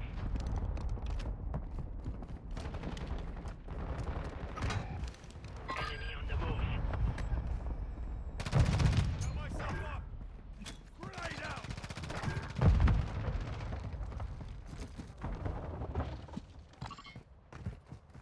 Hostiles dropping into the area. Watch the skies.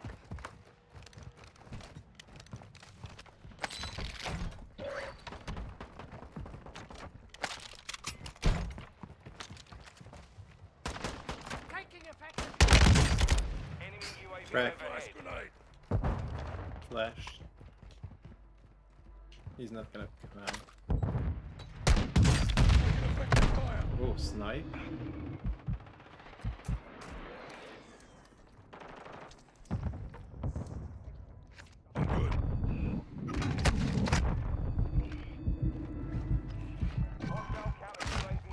There's no way that's legit. Give me a break.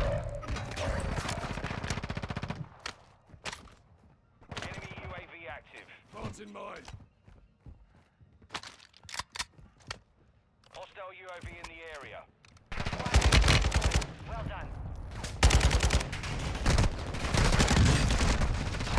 Come Your dog tag. Move to resecure it.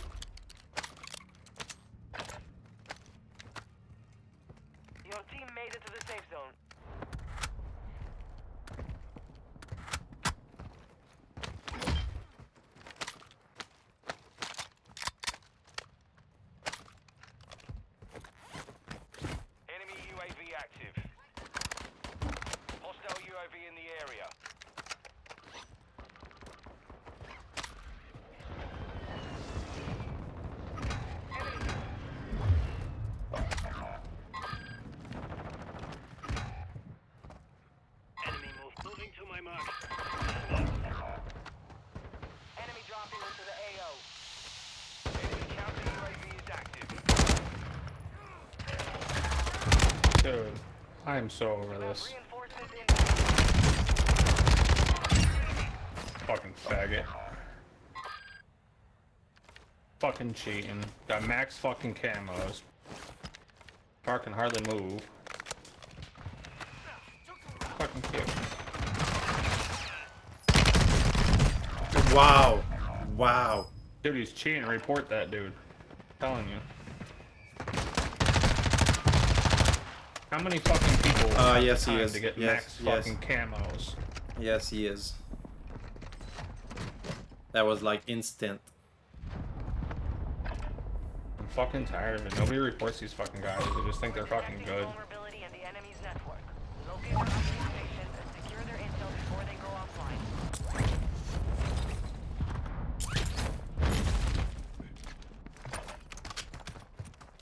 And I picked up the wrong loadout. Great.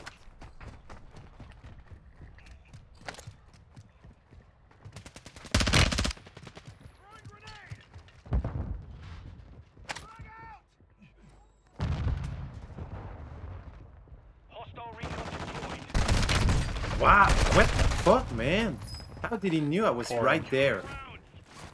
Dude, admissions is cheating. Absolutely cheating. Yep. And if everybody reports him, he's gonna get banned immediately. That's insane. Nobody wants to report anybody. I did it. Dead nuts locked, jumping around. Give me a fucking break.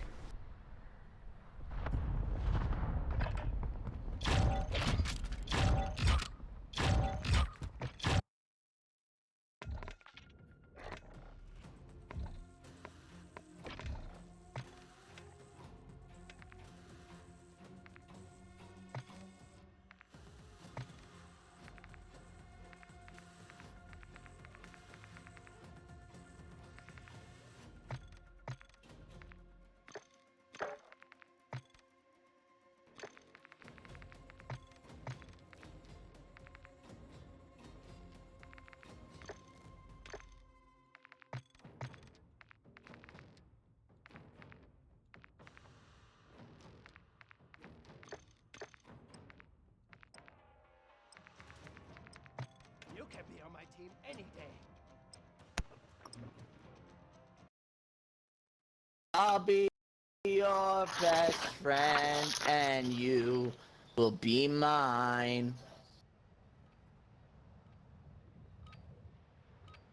Hold you here if you want to, and I want to soon.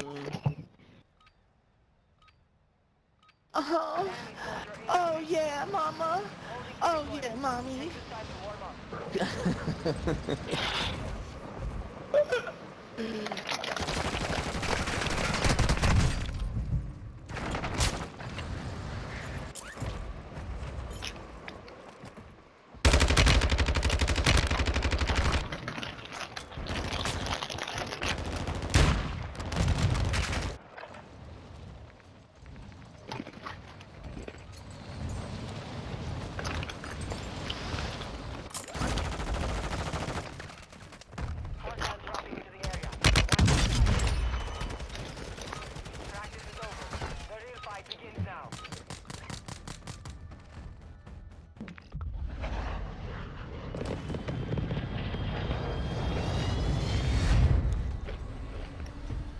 Mama, where's Papa?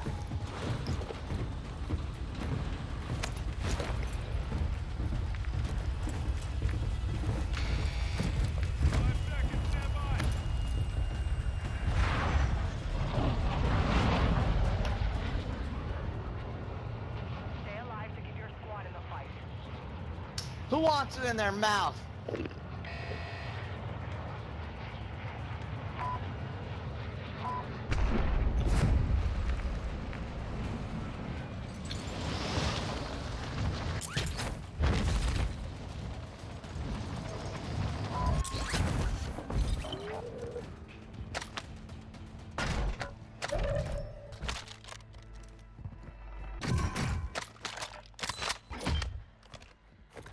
God damn it, I like you, man. I really do. You're really cute.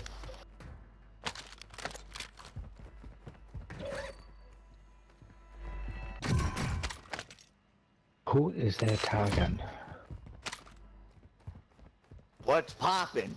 Brand new whip just locked in. Okay.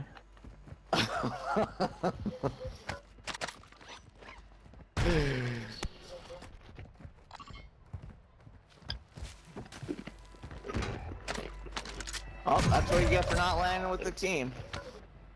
Green, you fucking scumbag. Well, that's a little harsh.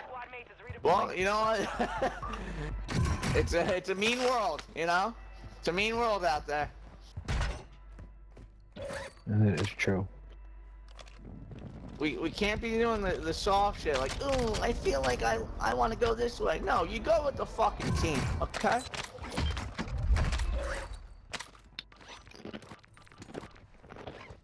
Gas mask. Oh, here's a stacking team. Nice stack job.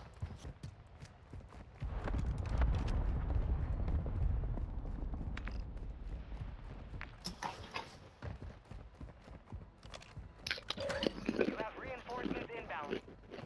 God damn it, fuck my ass. Hostiles deploy the counter UAV.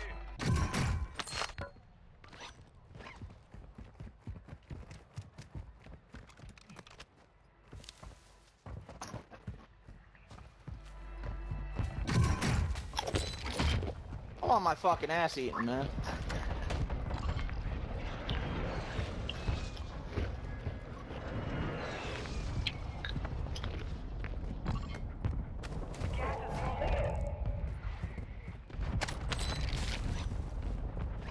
Hostile UAV overhead.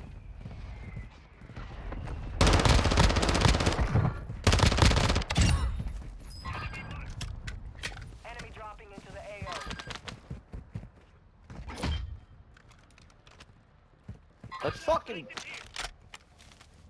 Let's fucking bang out, guys. Yep. Let's go to green. I would say he's fighting already. Okay. Good comms.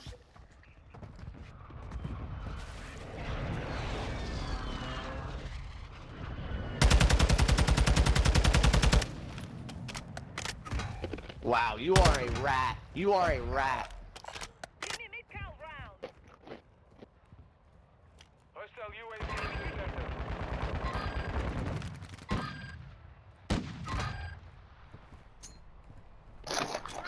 Shot. Your squad mate's back on station. Good work. I just want to play on brother. Yeah, shoe ropes. I really just want to come.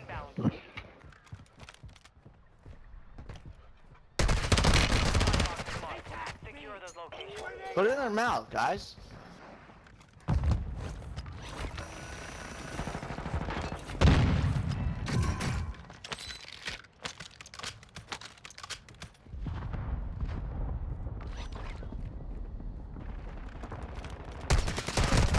Yeah, right Ah, here. come on.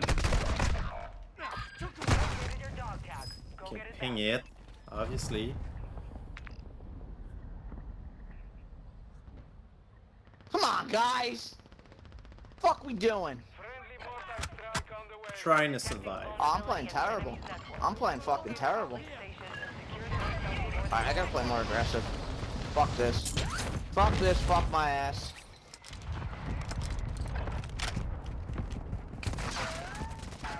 Dude, these rats, man. These kids are rats.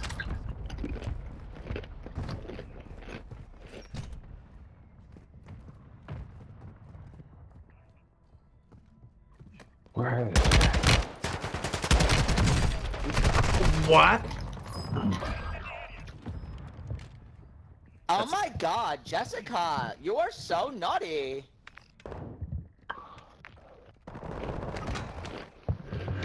Come on, guys! What the fuck was that?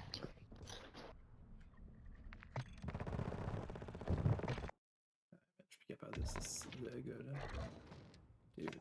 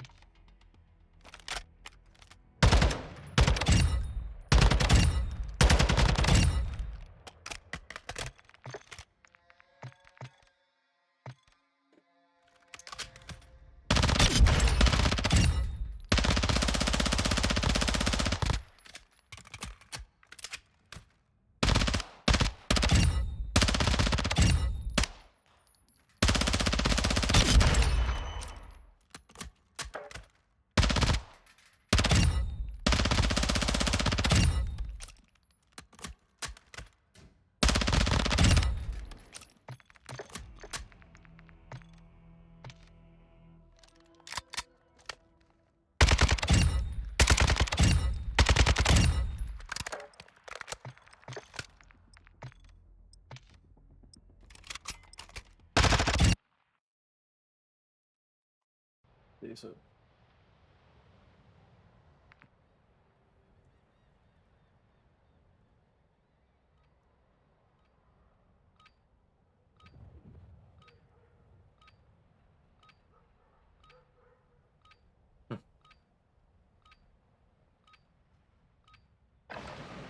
Warm up while you can. We will deploy soon.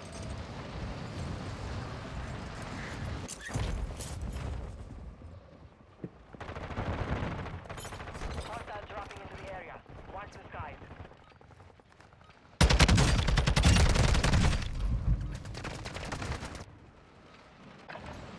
Bye.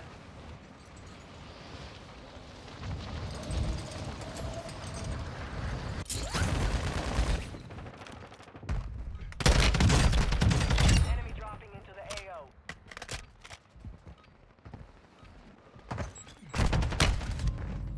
He dropped behind me. Oh, I killed Training someone. is over. Time to see what you have learned.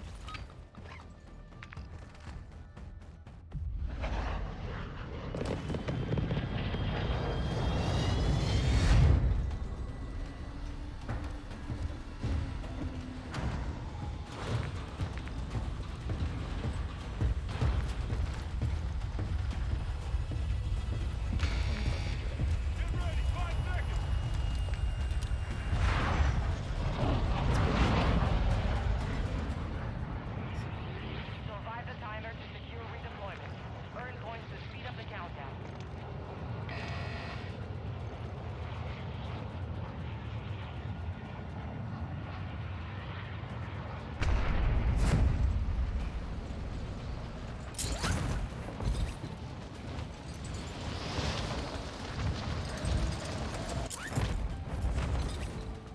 Enemy soldier incoming.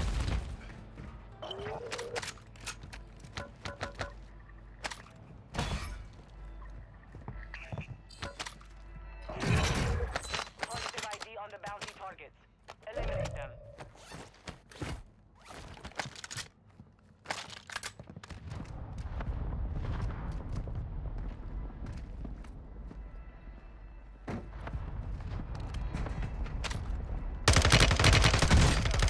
UAV is active.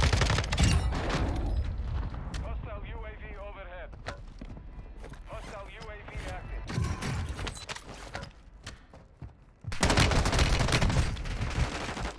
Sérieux, c'est bien pourri le site de 13. Ah ouais, tu peux me sauver, c'est correct. Marking your dog tag. Move to resecure it. Man.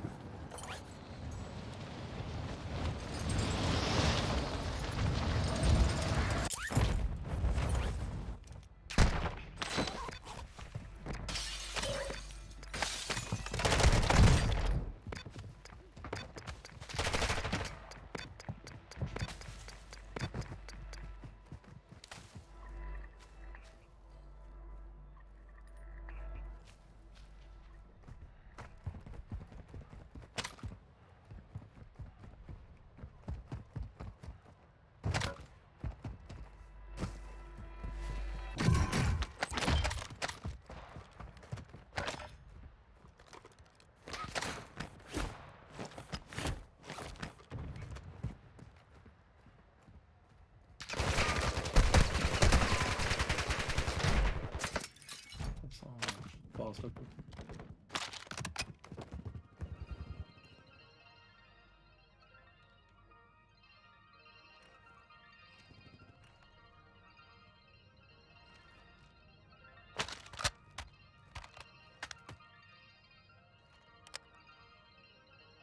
Gas is moving. Hostile UAV in this sector.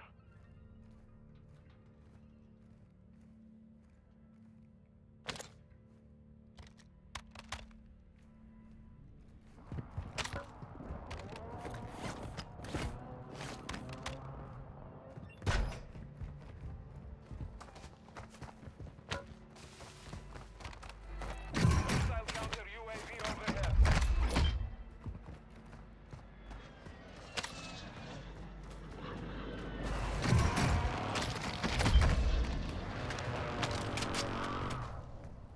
Bosnia, hostiles deploy the counter UAV.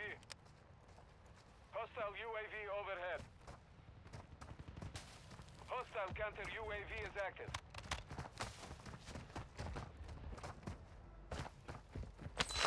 Hostile UAV active.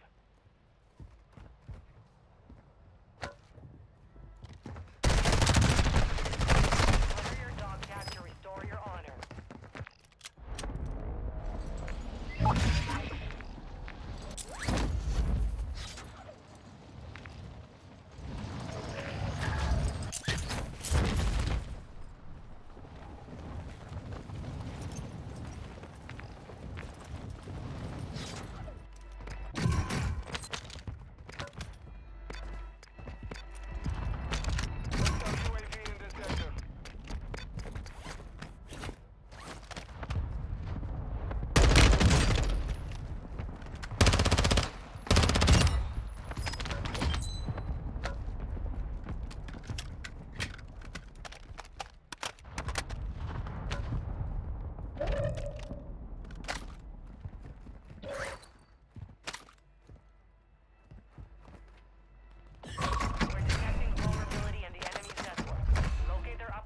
And secure their intel before they go offline.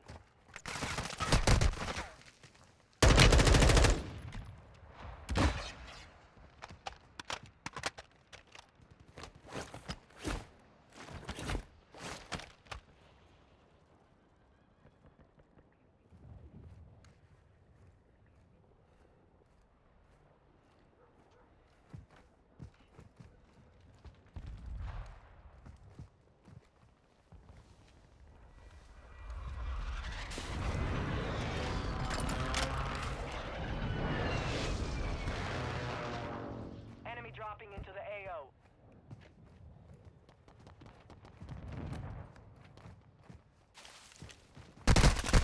Ah, c'est sûr. Baguette qui est restée cachée parce qu'il a trop peur de venir se battre.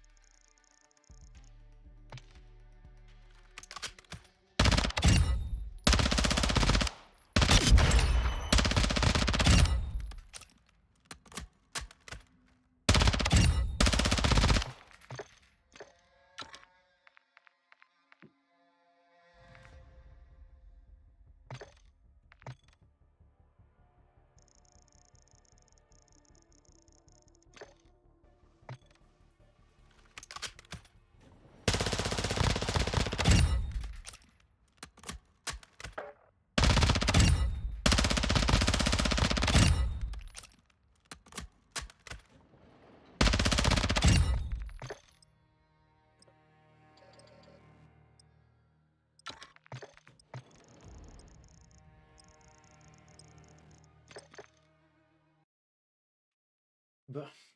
Last. J'arrête ça après. Y'en a pas. Après ça, on va aller faire des dodos. Yeah. Yep.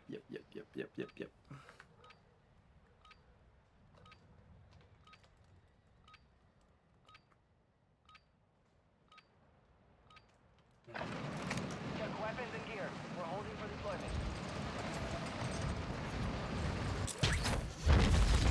Hostiles dropping into the air. Watch the skies.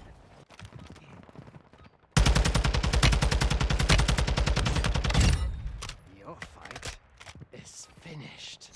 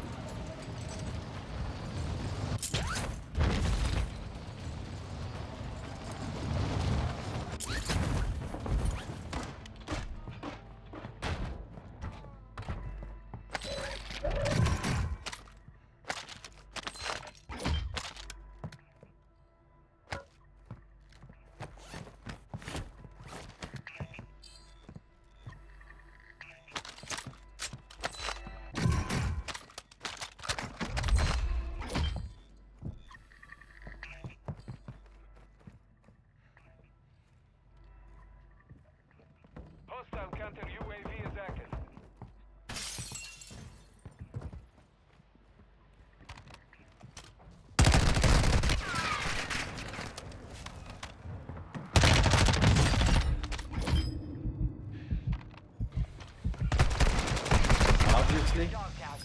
Eh, Move je to vais te tuer. resecure it.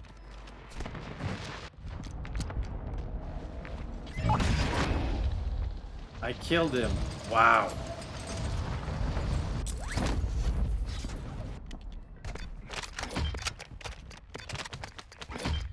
Hostiles dropping into the area.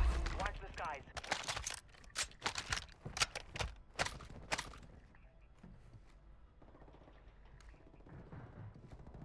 Bajnia, hostiles deployed a counter UAV.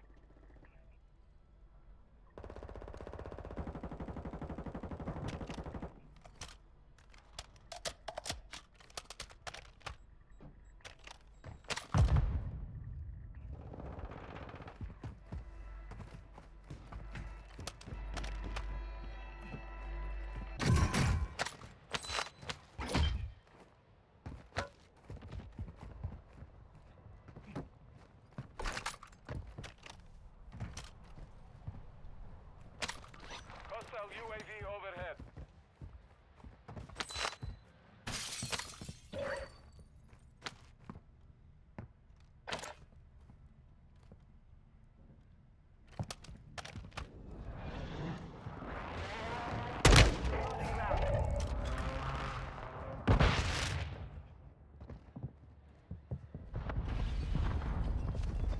Enemy dropping.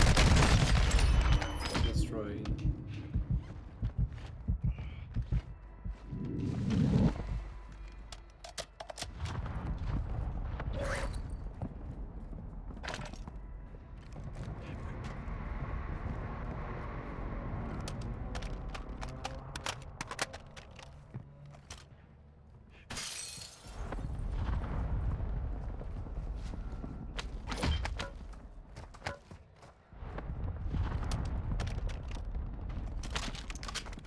Hostile UAV active. Hostile UAV in this sector.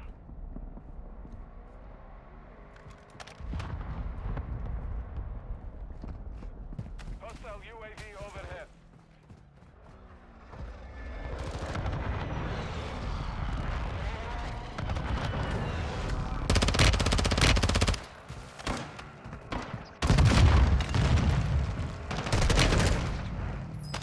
Wow. Il y a launch.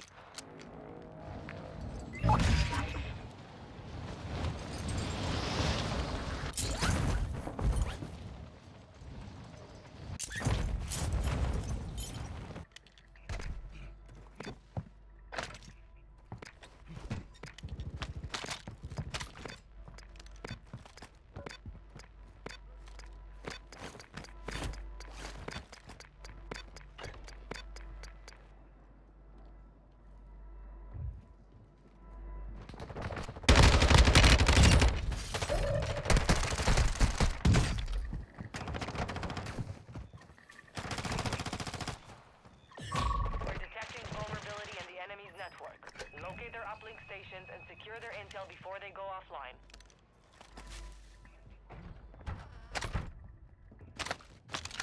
Hostile UAV active.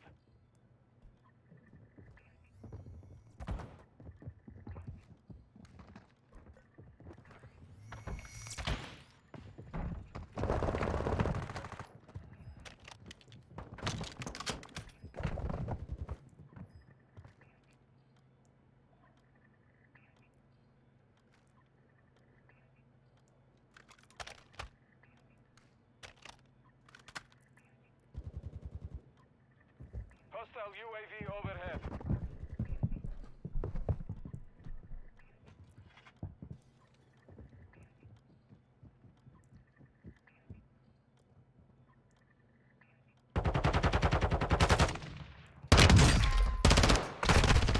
Impossible. Impossible. Ah, j'avais pas de plaque. Hostie.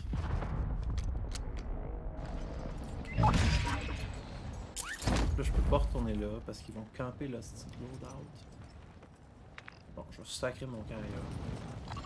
Moving here.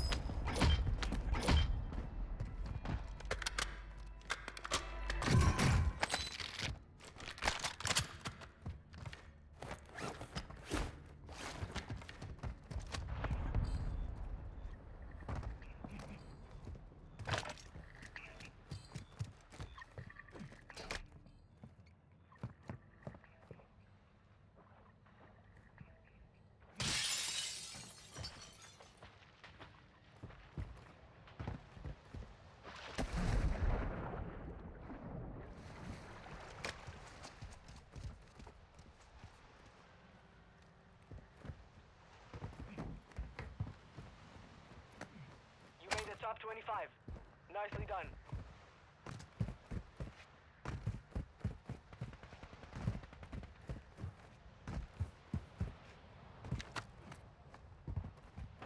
Enemy soldier incoming.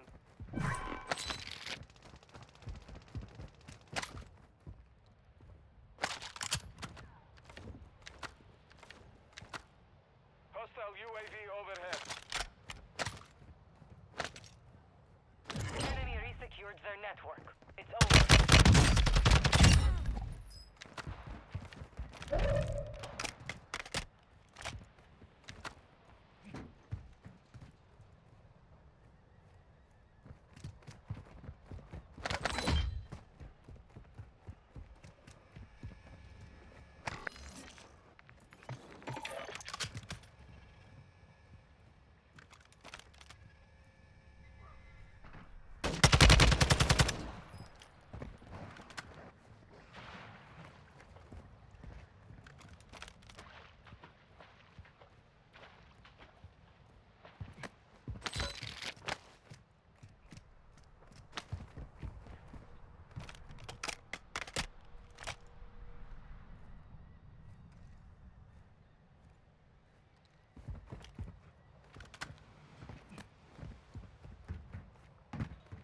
Hostile UAV active. Watch your six. Resurgence window is ending.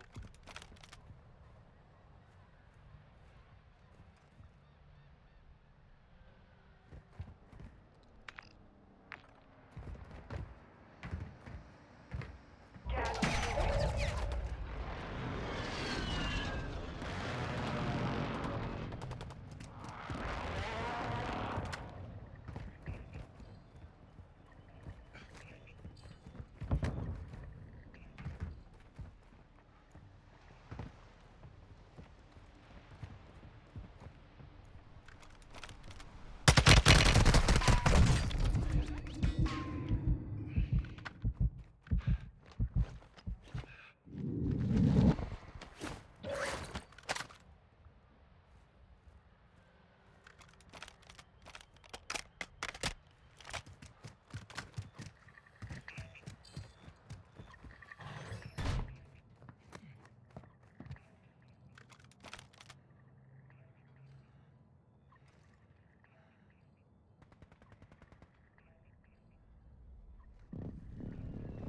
Hostile dropping into the area. Watch the skies.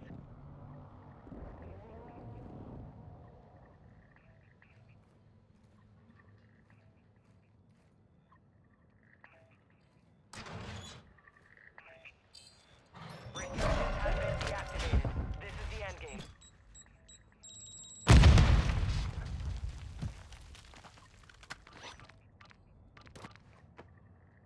I have a lethal grenade.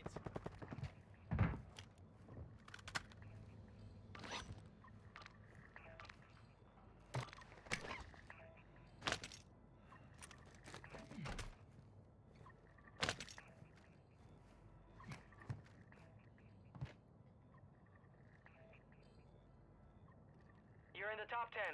Well done.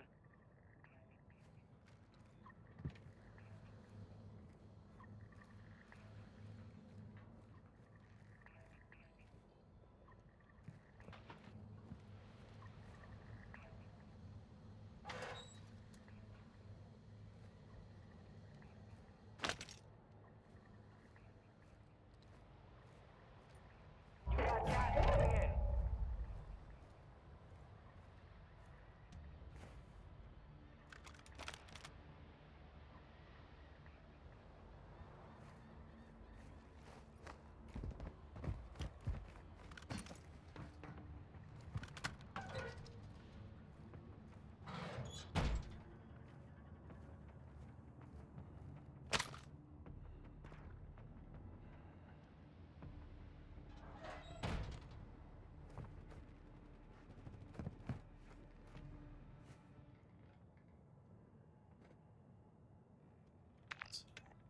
Hostiles launched a mortar strike. Find cover.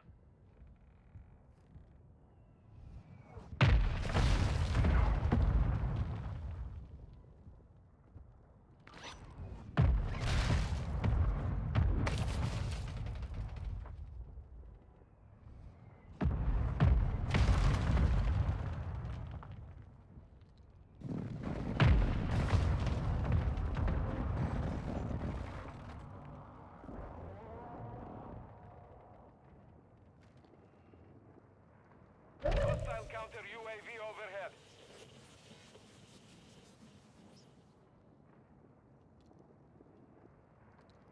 Gas is closing in.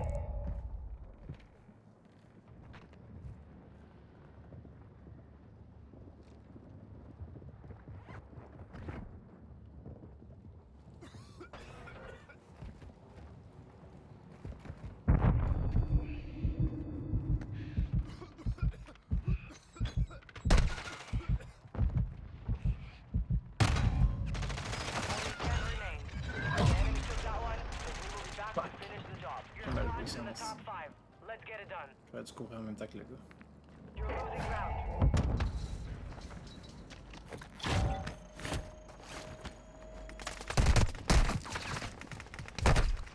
C'est risqué son activité. Wow! Wow! Il l'a tué à travers. What the fuck?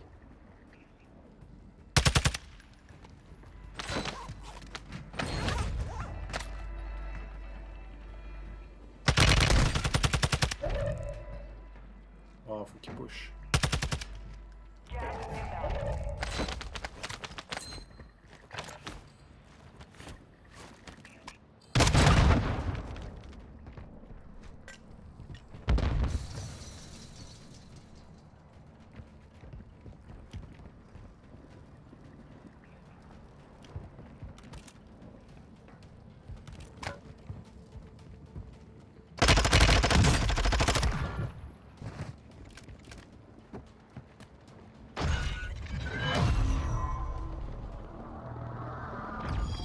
Okay.